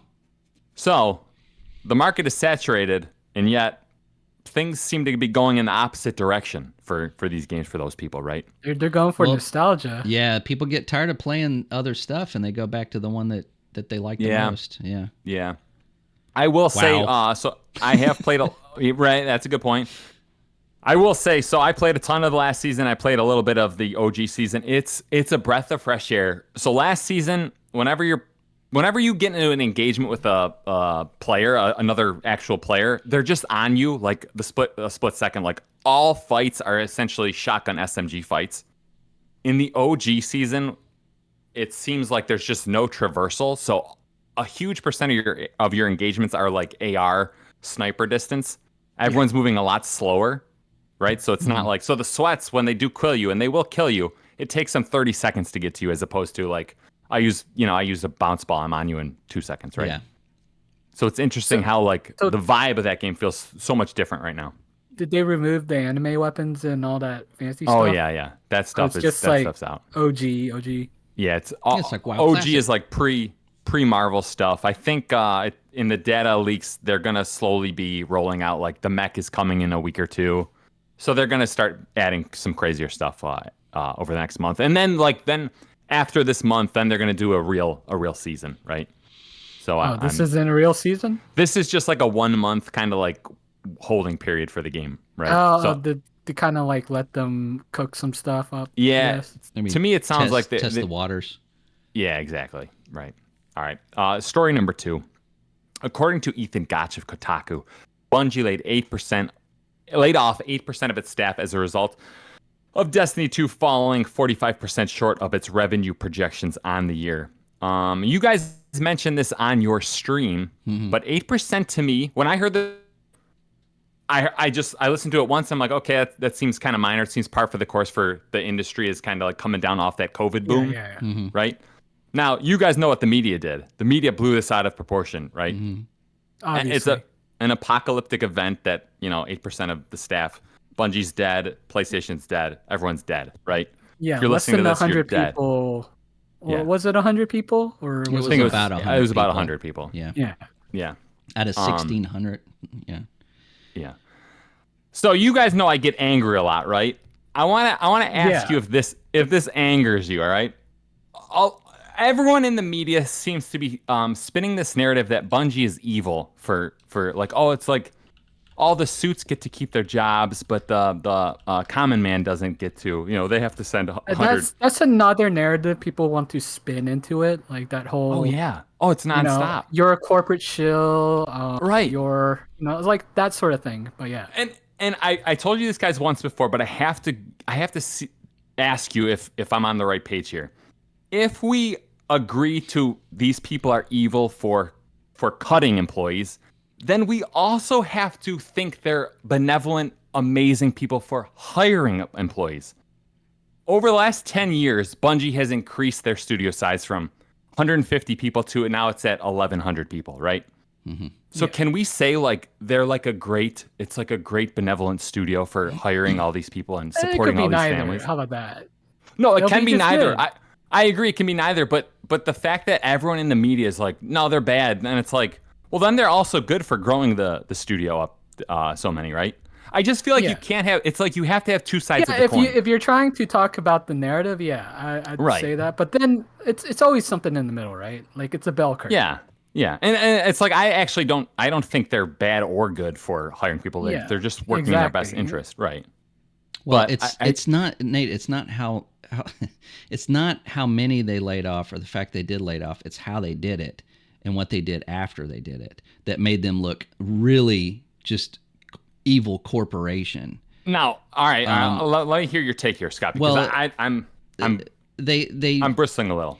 They laid them off on the 30th. Okay, had they laid them off on the 31st, they would have got benefits until the following month. But they did that on the 30th so that they could cut their benefits a whole month before. Then Pete Parsons, the CEO, tweets out, "Today is a sad day at Bungie as we say goodbye to colleagues who have all made a significant impact to our studio.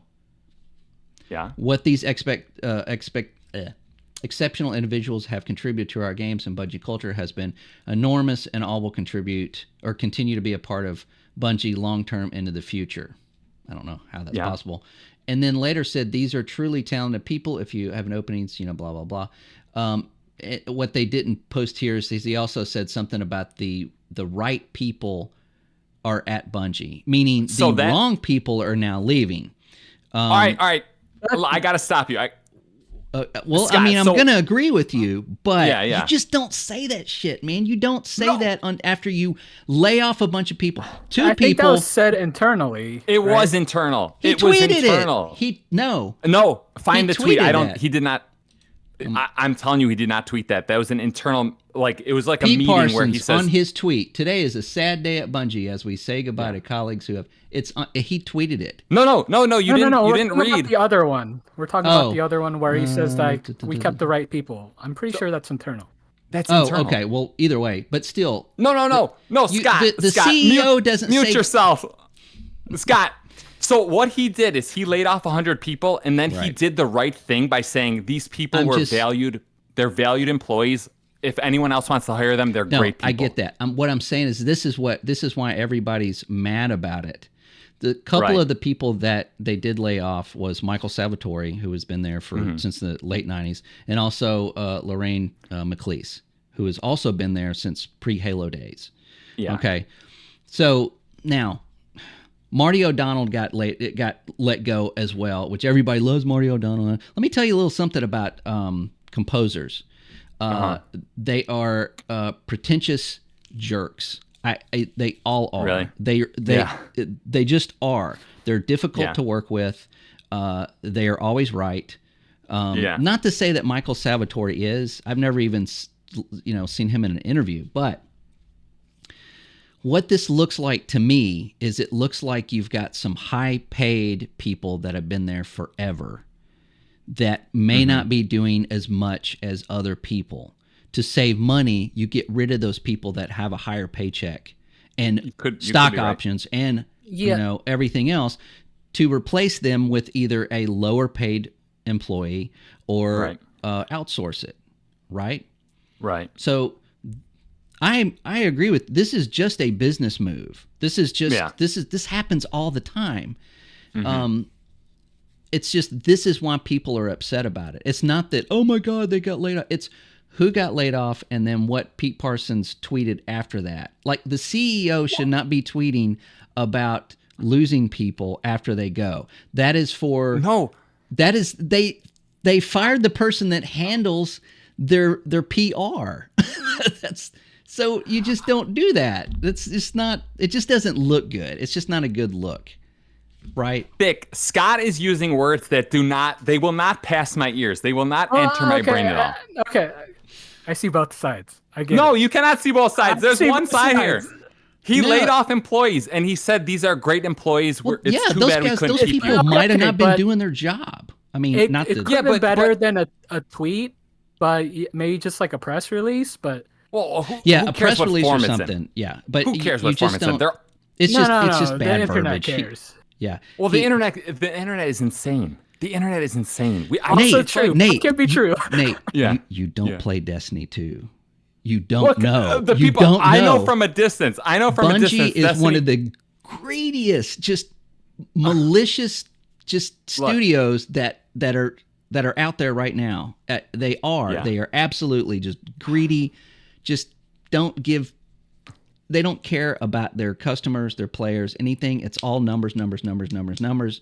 This is not the Bungie that made Halo. This is a completely different company. I know that. Everybody that plays Destiny 2 knows that. The layoffs, right, when you lay people off, there's a reason for that. You need the money, right? You're not getting in the money. The 45% whatever was probably way over expected. The money that they got from Sony was already spent. From the outside of this, if it just looks bad as a company internally, we have no idea what's going on at Bungie. I mean, we will. Yeah. You just don't know, And when people, it's just like when 343, all of those people got laid off. There were some key people just that worked on the original Halos that got laid off. Yeah. This is just why people are upset about it. I'm not saying you're wrong. I'm saying that the community, the Destiny 2 community, is really upset about it, and they're mad at Pete Parsons for tweeting this and kind of like shoving out the people that they like, and that's what it boils down to. Scott, what you just said, I can 100% agree with. That the Destiny community is upset at what happened. Right. But when you go to a psych ward in a hospital. And you you find out like that, the Destiny 2 the community. Yeah, like the Destiny, and they're upset about something. They didn't get their whatever. Yeah. We don't need to go into that. Then I'm like, okay, that's fine. They're upset, but we have to be following like what is it, like common sense, right? Yeah, and I don't understand. I mean, it's 8%. What when 343? That was like they did 25%. Yeah, 25%. And that was just like a little. That. People got laid Right. off. Whatever. No, that was but the psych ward large is group. loud. Yes. Yeah. And not to mention that was like all of the campaign, the people that were working on the campaign, all of those people got let go. At Bungie, it was not like a specific group of people. It was just individual people. Yeah. And that's what they have. They have consultants come in and evaluate everybody and look at everybody, look at all the numbers and like who's gonna go. Yeah. I mean, if you've seen Office Space, you know exactly who these people are. So I don't know why it got completely blown up as we need to stop looking at this stuff as, Sony's my favorite, Bungie's my favorite, you got to look at, these are companies and they don't love you. They don't even like you. They just want your money. And that's what this is boiling down to. Right. Yeah. I did hear there was someone who was like, who was the composer that got laid off? Michael Salvatore. Michael Salvatore. And another composer as well. I forgot his name. Yeah. But Marty O'Donnell? Or are you talking about right now? Yeah, right now. There was another one that worked with Michael Salvatore. Don't know. There got Chris somebody. But there was this narrative being spun like, wow, he's so vital to the studio. He made such great music. And I'm like, one of my favorite bands of all time was the Smashing Pumpkins. Billy Corgan, right? Crazy savant genius. Mm-hmm. He made 3 amazing albums, and then he went on to make 7 horrendous albums. Right. Like, it's possible that they're like, thank you for making the great stuff, but we're going to kind of move in another direction. You don't have to buy Smashing Pumpkins albums all the time. Right. You know what I mean? Right. And these, much like Marty O'Donnell, it was kind of like he was there. He was just not really doing anything. He was like, I don't have to do anything. I've been here forever. Yeah, right. I think I've mentioned, like, when you kind of start to be, like, high senior tenure, you usually end up being a consultant more than someone that actually does things. Right. So, exactly. You're not doing the hard work. Somebody else is doing that. Right. And these are people that, again, nothing against those people. I hope they find another job very soon. Right.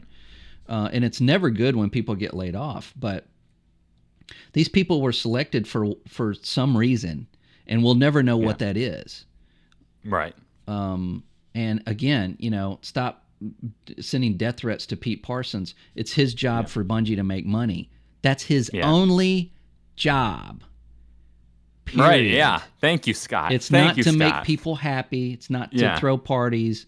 He's not the one going in the break room going, hey, I bought pizza for everybody. No. Right. He makes money. Yeah.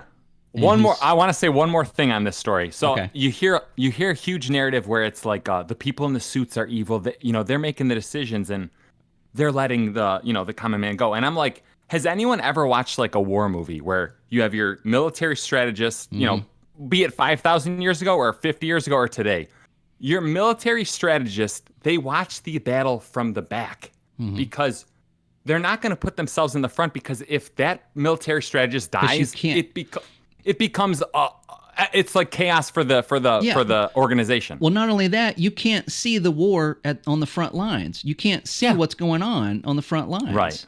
Right. You have to be above it. You have to look down on it. That doesn't mean you do a good job. I mean, obviously Pete Parsons is not doing a good job because he had to lay some people off. Right.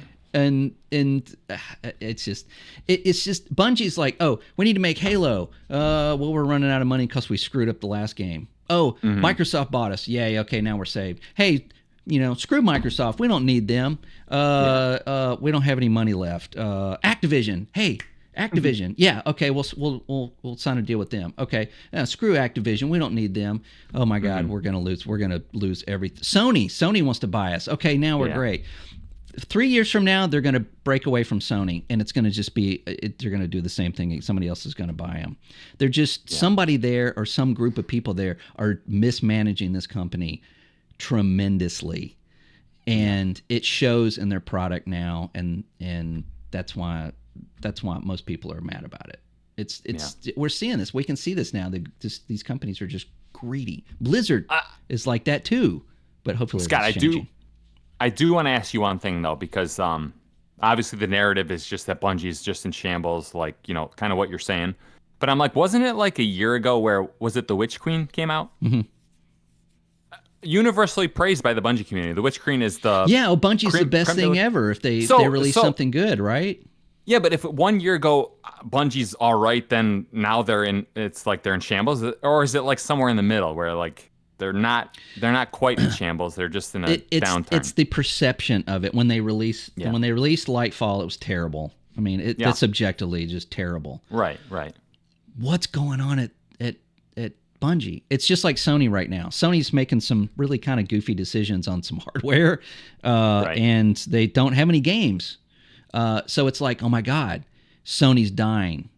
PlayStation's dying. No, this is just how business works. This is just what companies do. Sometimes they halt things, they cancel things, they stop what they're doing, and they, like you said, look back and have to look at everything and see what's going on, and be that person that oversees everything and makes different decisions. You know, like, hey, take in 6 of these games and maybe, you know, put them on the back burner a little bit and put these 6 games in the forefront and put more money into those. Those things happen. Yeah. But, you know, it's gaming and the communities just eat it up. Yeah. Get emotional. You know, they're emotional. I used to think there's all these polls saying like the American public is losing their trust in the media. And I would frequently be like, okay, that's the media's fault. It's the media's fault. Really, I'm going to tell you who it is. It's the public's fault. It is, absolutely. Because the public just like they just want to believe something, so they're just like, I'm just going to absorb it from the media that's telling me what I want to hear. Right. You know what I mean? Yeah, I mean, I think it's on both parts because you've got media that will just tell you what you want to hear. I think that's almost all media right now, whatever side you're on, right? And unfortunately, it's also on YouTube. You know, that person that you love on YouTube that just, you know, goes hates on Xbox. They don't. They're just doing that so you'll listen to them. I mean, it's right. Yeah. Anyway, so there was this recent talk. I mean, I think the reason why everyone's like this is just there's bad incentives, right? Everyone's trying to get clicks. Everyone's trying to.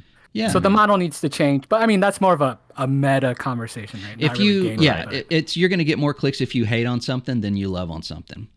Right. If you make videos about how much you love, I don't know, whatever, knitting, it doesn't matter. You're never gonna get anywhere. If you say how much you hate it, then you know you'll be the biggest YouTube ever. So, that's just unfortunate. Here on this show, we like to kind of even it out a little bit. Yeah. You know, we like to hate and love. We'll hate, and love. We're separate shows. We just hate different things. We hate different things, but we still hate. We still have a lot of hate in our hearts. We'll still hate, but it's genuine. It's not just for clicks. Some things we just really hate. Guys, let me run this last story by you real quick. We seem to have some updated numbers on the PS5 and Series X lifetime console sales, right? Oh, from both of these 2020? Yeah, well, starting from them, starting from launch. Ooh. So both of these numbers come from Sony and Microsoft themselves, so it seems like it's padded, ballpark close, right? So according to Sony, they have sold 14.5 million PS5s in 2023, which brings their total number up to 46.5 million lifetime. Okay. Earlier this year in June, Xbox published a slide saying Xbox sold over 21 million Series X's and S's. So that number is probably up to 23 to 26 million lifetime. My question for you is this. I feel like you can look at the past console kind of sales and you can kind of be like, okay, it makes sense to a certain degree. Yeah. I feel like these consoles right now are actually pretty close in terms of quality, right? Yeah. Like I know I'm the PlayStation guy, but I'm like, I think Xbox actually, I think Game Pass is a great value for certain people. They've never had that advantage. I think their games output has been better than it has in a while. I don't understand how the I guess the lag effect or how come it's not closer? That's my question for you. Well, I mean, I think it's pretty obvious. Like PS4 was a juggernaut of a console, and Xbox One was kind of the opposite, at least in perception, right? Yeah. That's going to take a long time to fix. Yeah, so it's going to take a few years to turn the reputation around. 10, I mean, even like 10 years. It'll take a while, but like, because like we're thinking more like at the start of the gen, like people are like 100+ million people already had PS4s, so they're automatically just going to choose PS5. They're not going to say, oh hey, Xbox has Game Pass. Right. That's not going to necessarily court a lot of people. It'll court it over time, but it's not just going to instantly bring them over. Right. Now, we're kind of seeing a slight shift, this generation, because like Sony's kind of dropping the ball here and there, but it's still going to take probably at least another generation before we see a real like evening out. Yeah. I think that if Microsoft had,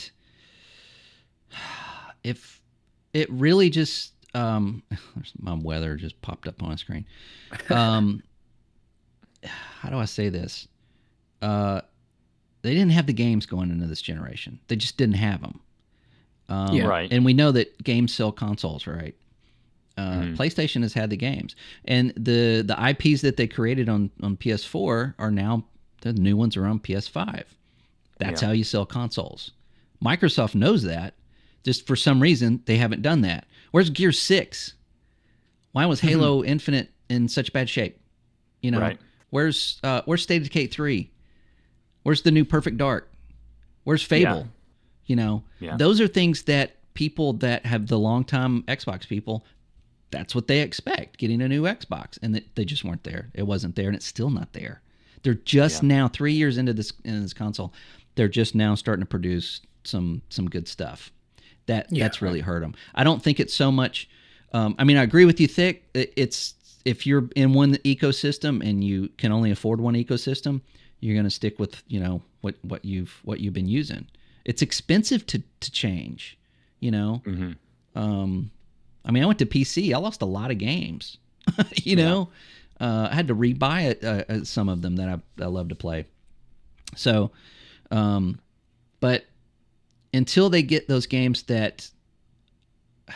until they're showing trailers for the next whatever at the Super Bowl again, that explains those console sales. Right. Yeah. Game Pass is not going to do it. Game Pass is great, but you have to own an Xbox to enjoy that. Or PC. Or a PC, but I don't feel like a lot of people are buying a console just for Game Pass. Game Pass, yeah. I see a lot of people buying like an Xbox Series S because it's cheaper, and then they go, "Wow, Game Pass is amazing," because it's in front of you and you just got it. It's that's something that's hard to sell a console on, I think of the Xbox's, what was the June showcase that they had, the big E3 one?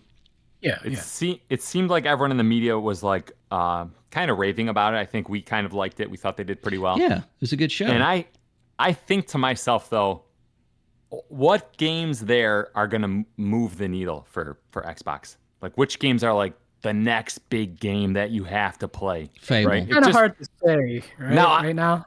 I think if you go up to like the more casual audience and you say Fable, I think they look at you like, you kind of look at Baldur's Gate like a year ago. You probably wouldn't think it's that's true.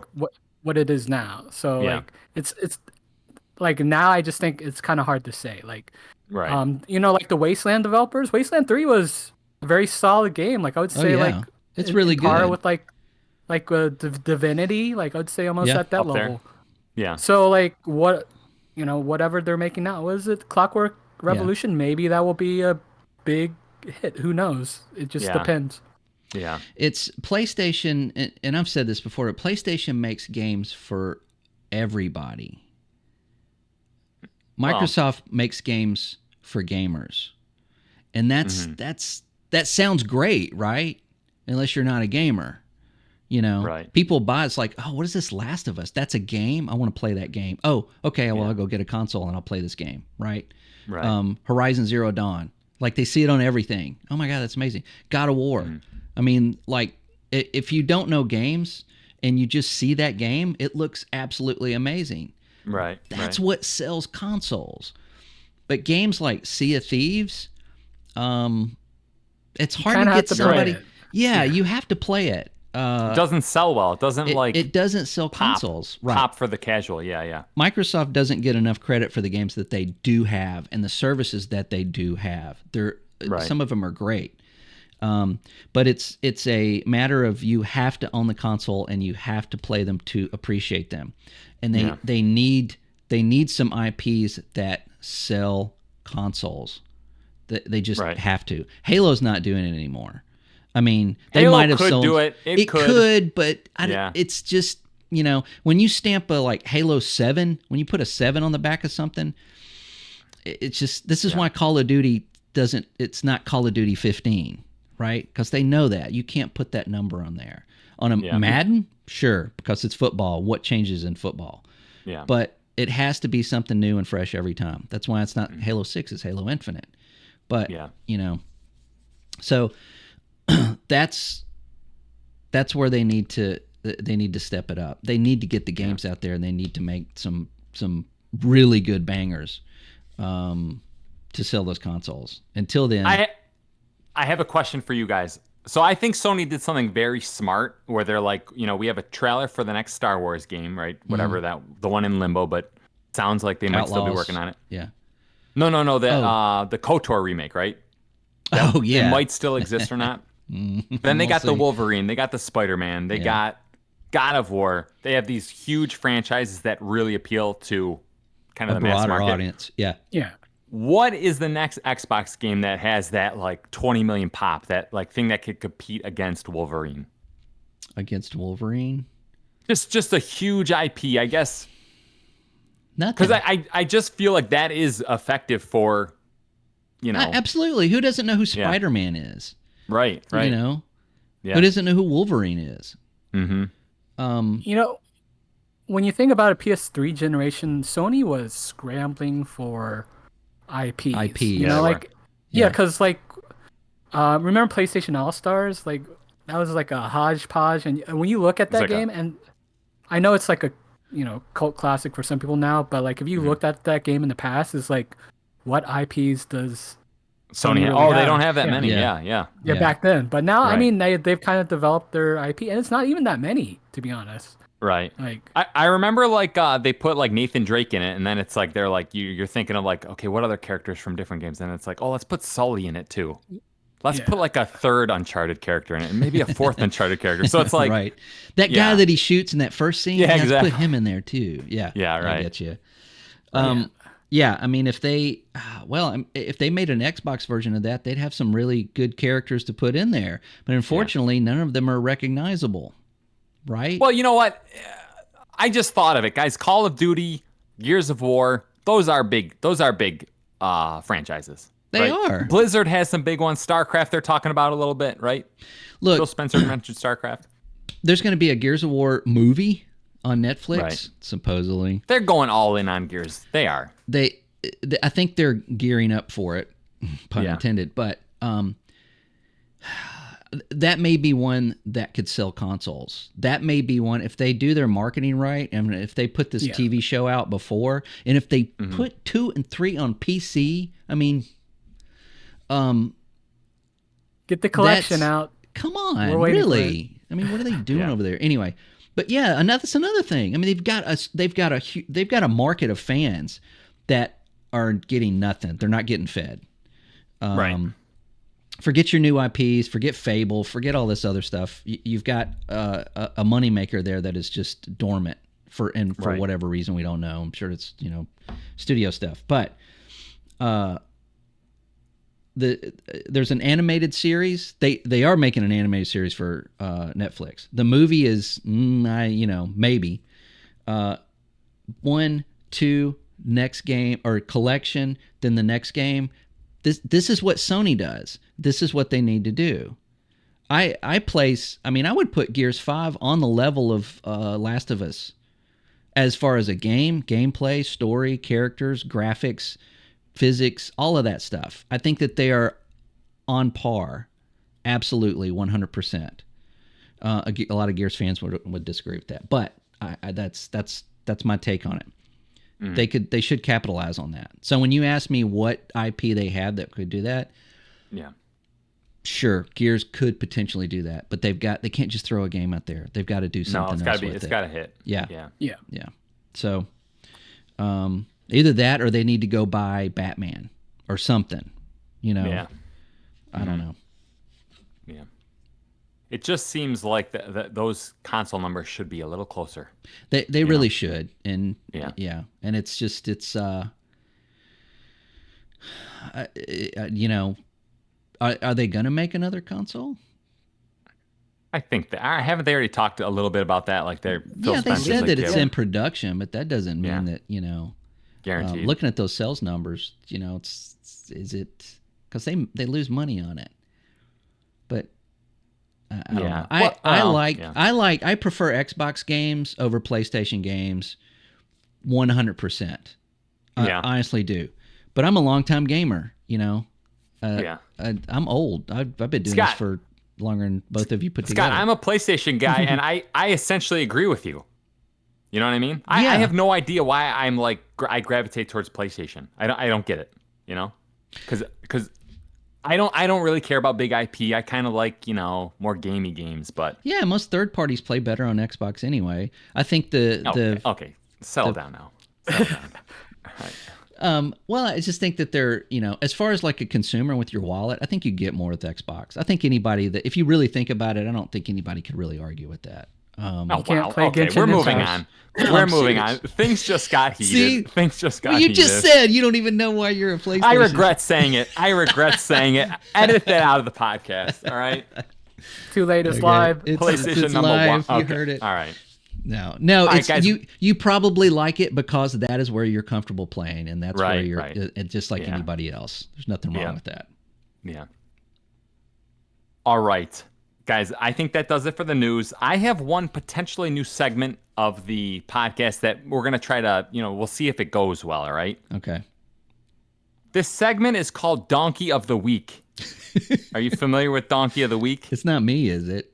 It could be. Oh. So this segment is called Donkey of the Week, and it will highlight something silly said by someone in games media. Oh, right? okay, good. Secondly, Donkey of the Week is an admission that I find these people worthy enough to listen to. So in a sense, Donkey of the Week is an endorsement, right? Okay.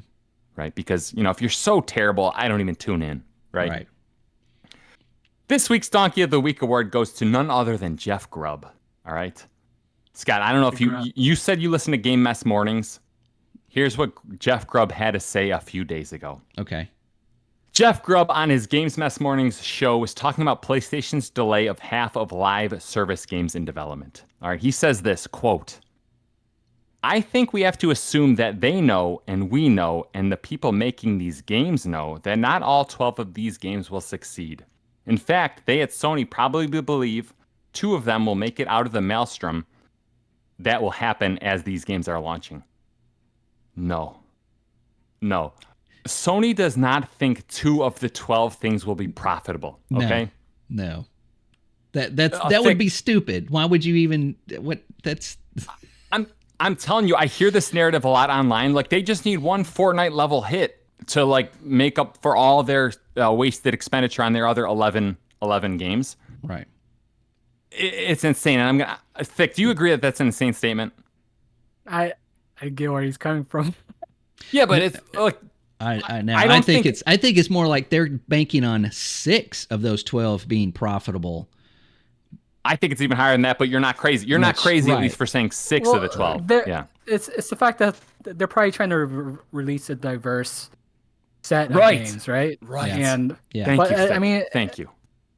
And one will probably be more successful than others. Doesn't mean all of them will fail, right? It's law of averages. I mean, if you've got 12 games out there and 5 of them are making a ton of money and the other ones aren't, but they're still making money, they're just not making as much. You're still making money. I mean, it doesn't matter, right? Yeah. These games get shut down because they're losing money. That's the only reason they shut them down. They don't shut down games that are making, millions of dollars a day in cosmetics and crap.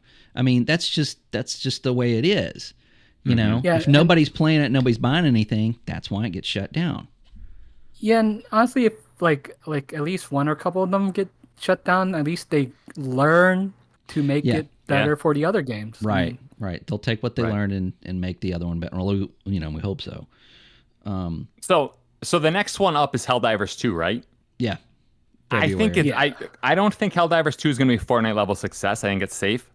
But could it be a Deep Rock Galactic success? I think that's kind of what they're aiming for. I'm not sure.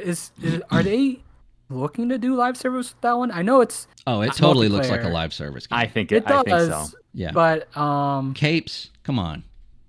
True. Yeah, so in the original Helldivers, I felt like the cosmetics were pretty basic or maybe non-existent. Could you buy cosmetics in that one? Yeah, I can't even remember. I don't even remember cosmetics being in that.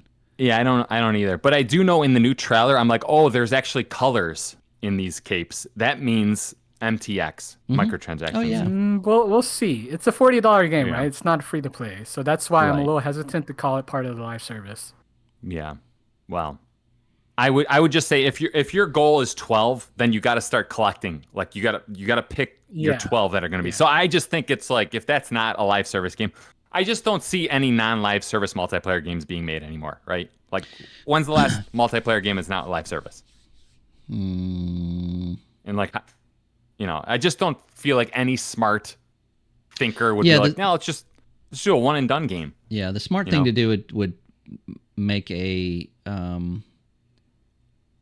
Well, you make a fun multiplayer game, and if it's fun, then you put microtransactions in it. Right. I mean, business wise, I mean, I hate it when they do that, but it's that's what sense. that's what you do. It's like, oh, we can make this game a live service game very easily. We've got the store, we got ready to go. Let's see how many players we get. If you do it on the front end, especially with, say, what is this, $40? I think it's a $40 game, right? If you spend $40 and immediately, you open the game and it sends you right to a store. Yeah. That to me makes me think, oh, you made this store around this game, you made this game around the store, not the other way around. But if you let it flourish a little bit and let it get popular and then start adding stuff, it seems to be accepted a little better. Like people love it and like start to play it, and then they're like, I really wish I could change my cape. I mean, right. I do that. I mean, I still was like, why can't you change your armor? That brings up a story of Overwatch, the original Overwatch. They didn't talk about microtransactions at all. No, they didn't. That wasn't even in the And then once the conversation. game released, Boom. it was just kind of hidden, and people just started, like, they didn't care. They just, they'll pay for it if they wanted it. And by the way, Overwatch was universally praised when it came out. Like that first year, it was it was game of the year. Yeah, exactly. I think it did win game of the year, didn't it? Yeah. Yeah, it did win game of the year. Right. But with Overwatch 2, because it's free to play, it has that stipulation that there's going to be, tons of microtransactions. Well, that's how you pay for the game. Yeah. I know. I guess some people think a game should be charity. Like, I just want stuff for free.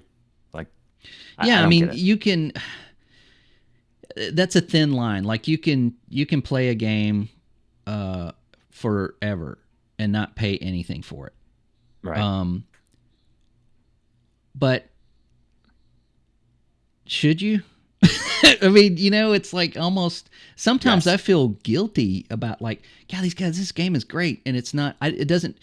If a game is good and it's fun to play, and I don't feel like it's wasting my time or not respecting my time, and they don't put things behind a paywall that increase your enjoyment of the game. I don't have a problem at all buying a different shade of whatever, or something that I can put on my boat, or something of this and something of that. I don't mind that. I think that that's okay, and I think it's fun as long as the store is not egregious in their pricing, and not charging you like, to paint your boat is like $20, things like that. Right.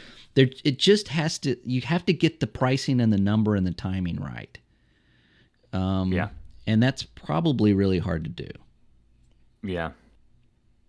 I will say, like, Fortnite's cosmetics I think a lot of them are $20, which seems high. Yeah. But I look at the games I spent for $20 and I'm like, I kind of wish Fortnite had better microtransactions. Like, I know they a while ago they released a replay system, right, where you can go replay your games, and I'm like, they should have sold that for $20. I would have bought that in a heartbeat, and I would have said that's a great MTX, right?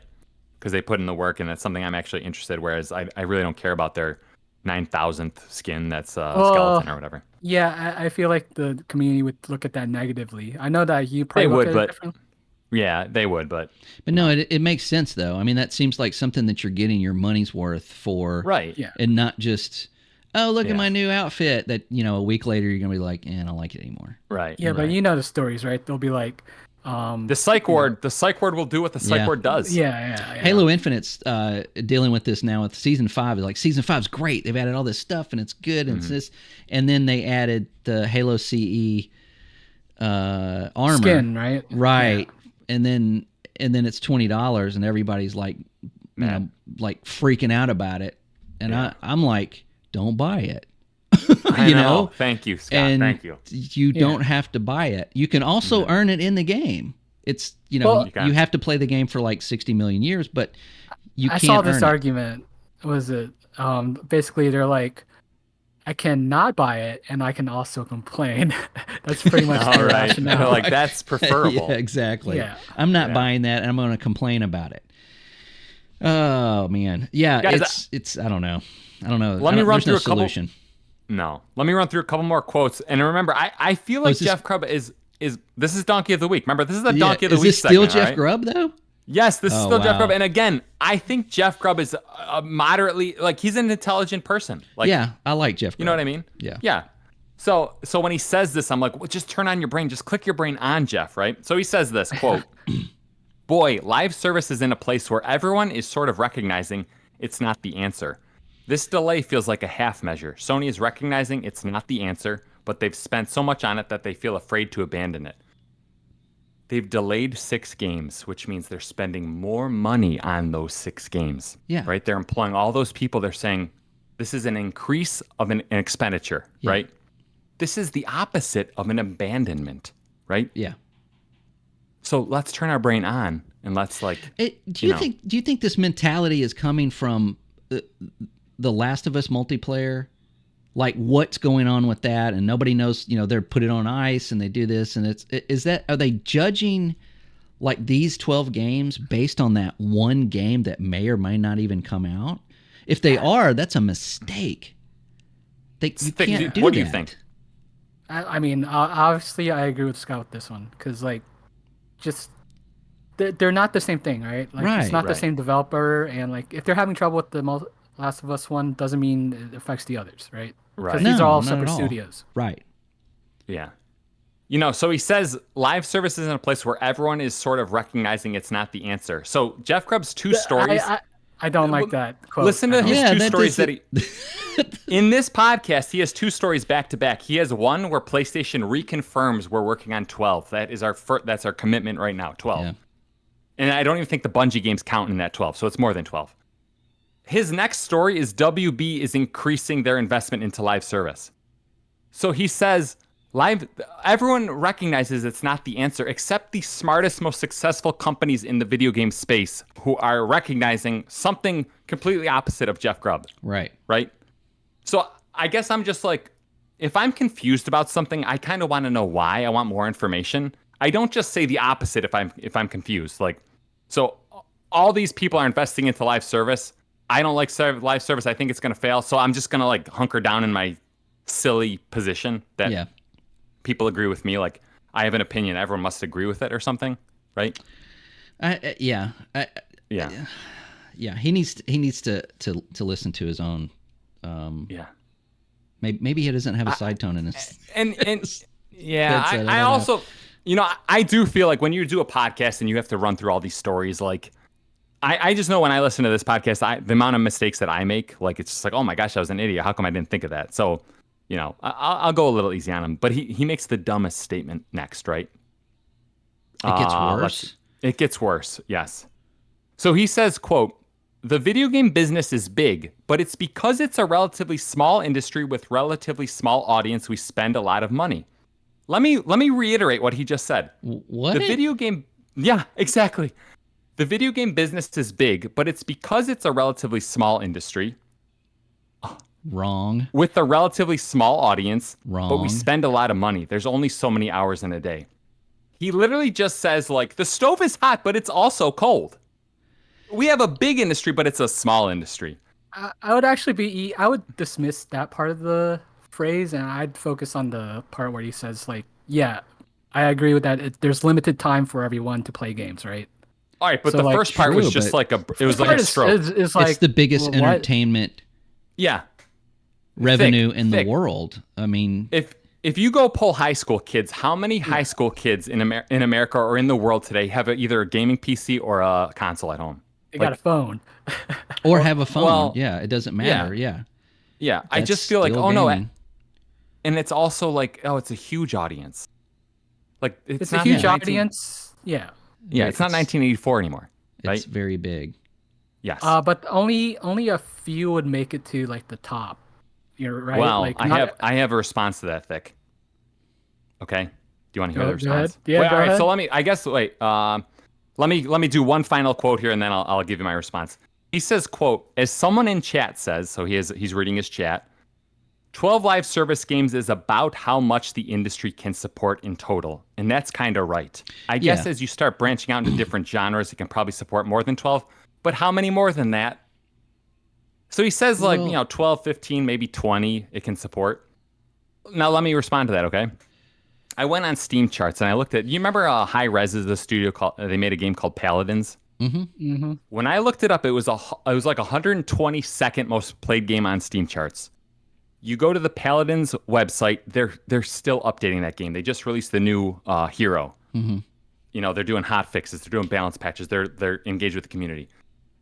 That's where the Paladins kind of hovers around 120 on Steam, right? Right. Then you obviously have how many games that aren't on Steam that are successful live service games like Valorant, League of Fortnite. Legends. Yeah, Fortnite, exactly. Look, there's a lot. So it's like, oh no, it's actually the market can support many more than 12 games, considering like 150, at least 150. Yeah. He seems to be talking like only Sony is the only gaming platform. Like, what is? Did he eat some brownies or something before that show? I don't know. Man. When I'm hearing it, I feel like I'm falling downstairs, like crashing into logic mistakes. Like, I think maybe is what he's trying to say is that, and what we've said before is like, if you can only, you as a gamer, as an individual, can only support so many live service games. Yeah, because he of the doesn't time say that, and but money. I agree. Right. Maybe Yeah. that's what he means. Right. Because just That's like, what I think so too. yeah, it's like if you're playing like 3 of them, 2 of them, they're not doing much, nothing's going on. And then, Fortnite goes this OG Fortnite thing and everybody jumps back on Fortnite. Destiny 2 sees that as well, this up and down, depending on, what's going on in the game or what's been released. Mm-hmm. I understand that, but it just seems to be talking in perspective of like these 12 games are going to be the only 12 games that are released. The market can only support 12 live service games. Yeah. Yeah. Wow, that's and I will respond to what you both just said, because I think it's accurate, but it also ignores the reality, right? So obviously gamers can only play 1 or 2 live service games because they do demand more of your time. That statement has always been true. Right. So in 2006, it's always been true that live service games you can only play 1 or 2. In 2013 has been true. 2020, it's always been true. In the last 20 years, the live service market has exploded in growth. absolutely. So the fact that you can only play 1 or 2 games ignores the fact that these games are just getting more popular, more successful. There's more of them on the market, right? Yeah, I mean, there was a time that we thought the single player market was going to just collapse, right? I mean, even Right. EA was like, nobody plays single player anymore. Yeah. Right. So I don't know where he's coming from with that. That's really Yeah. that's bizarre. It's a little strange to me too, because I mean, Scott, you know that if I hear something that I don't understand, I'm like, stop talking, explain this to me, right? Right. Jeff Grubb is talking to another like co-host who also kind of doesn't like live service. He says a bunch of silly stuff about live service that he doesn't get. Yeah. But Jeff Grubb goes through these logic mistakes, and the other host is just like, oh yeah. Gaming industry is big, but it is also small. Well, I know? mean, if you're a guest on Jeff Grubb, you're probably not going to question his. Well, you can question in like a nice way, like, oh, I'm an idiot. Can you kind of walk through that one more time? Like, Yeah, please explain. But I just feel like there's this vibe like, yes, live service is bad. Therefore, everything I hear about live service, I'm going to spin into dead. Yeah, it's. I like Jeff Grubb, but I don't believe everything he says because you shouldn't. These guys, they're just like us. Basically, and they just know people in the industry, and we don't. Well, I don't know. Thick kind of does, but this is you just got to remember these are opinions, and these are just these aren't a lot of the things they say are not facts, and we shouldn't take them as that. Yeah. So, but do you guys agree he is deserving of the first ever supply drop Donkey of the Week award? Yeah, I would say so. Yeah, I agree. Vic, can you put it on tape that Jeff Grubb deserves Donkey of the Week award? Can you put it on tape? Well, how does a donkey sound? Yeah. like Eddie Murphy. Yeah. Yeah, right. Guys, that's all I have for this week. All right. Yeah. Scott? Yes. Can you do your duty and tell listeners how they can interact with us? They can interact with us down below in the comments. And drop, just say hey and, tell us your donkey of the week. How about that? Maybe yeah. we can get the more audience donkeys out there. get some donkeys going.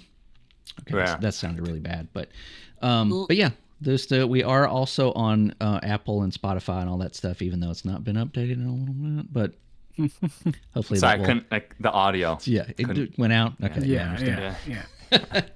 So, otherwise, All right. thanks for listening. Yes. Thick, can you send us out? Send us out on the Yeah, ship. yeah, sure. I'll give you a game quote and I'll tell you where it's from. Okay. Okay. This story is a monster, and the monster wears many faces. Can I guess? Can I guess? Yeah, I guess. Is it Alan Wake 2? Yes. Yes. Oh, we didn't even talk about Alan Wake 2. I We didn't even stopped talk playing about it Call of for- Duty. Oh, we didn't. Oh, we didn't talk about We Call of forgot Duty. about that. Okay, maybe There that's should be next a- week. Okay. Yeah, we can come back to that one. But I'm sure Well, more, not all reviews are out. So by Yeah. next week, everyone will have their review out and we can talk about it. And We it could could have talk a about 92 Metascore. It could by next week. It could have a 92 Metascore. we could talk about how it's dead. Right, Call Yeah. of Duty's dead. Right. Call of Microsoft Duty's bought dead. them, and then Yeah. 3 weeks later, they're dead. Died. Yeah, Yeah. Yeah. because it's Phil Spencer. Loses 99.9% of their player base. Right, because of Phil Spencer. All right, everyone. We'll see you on Monday. All right, bye. Bye. Bye.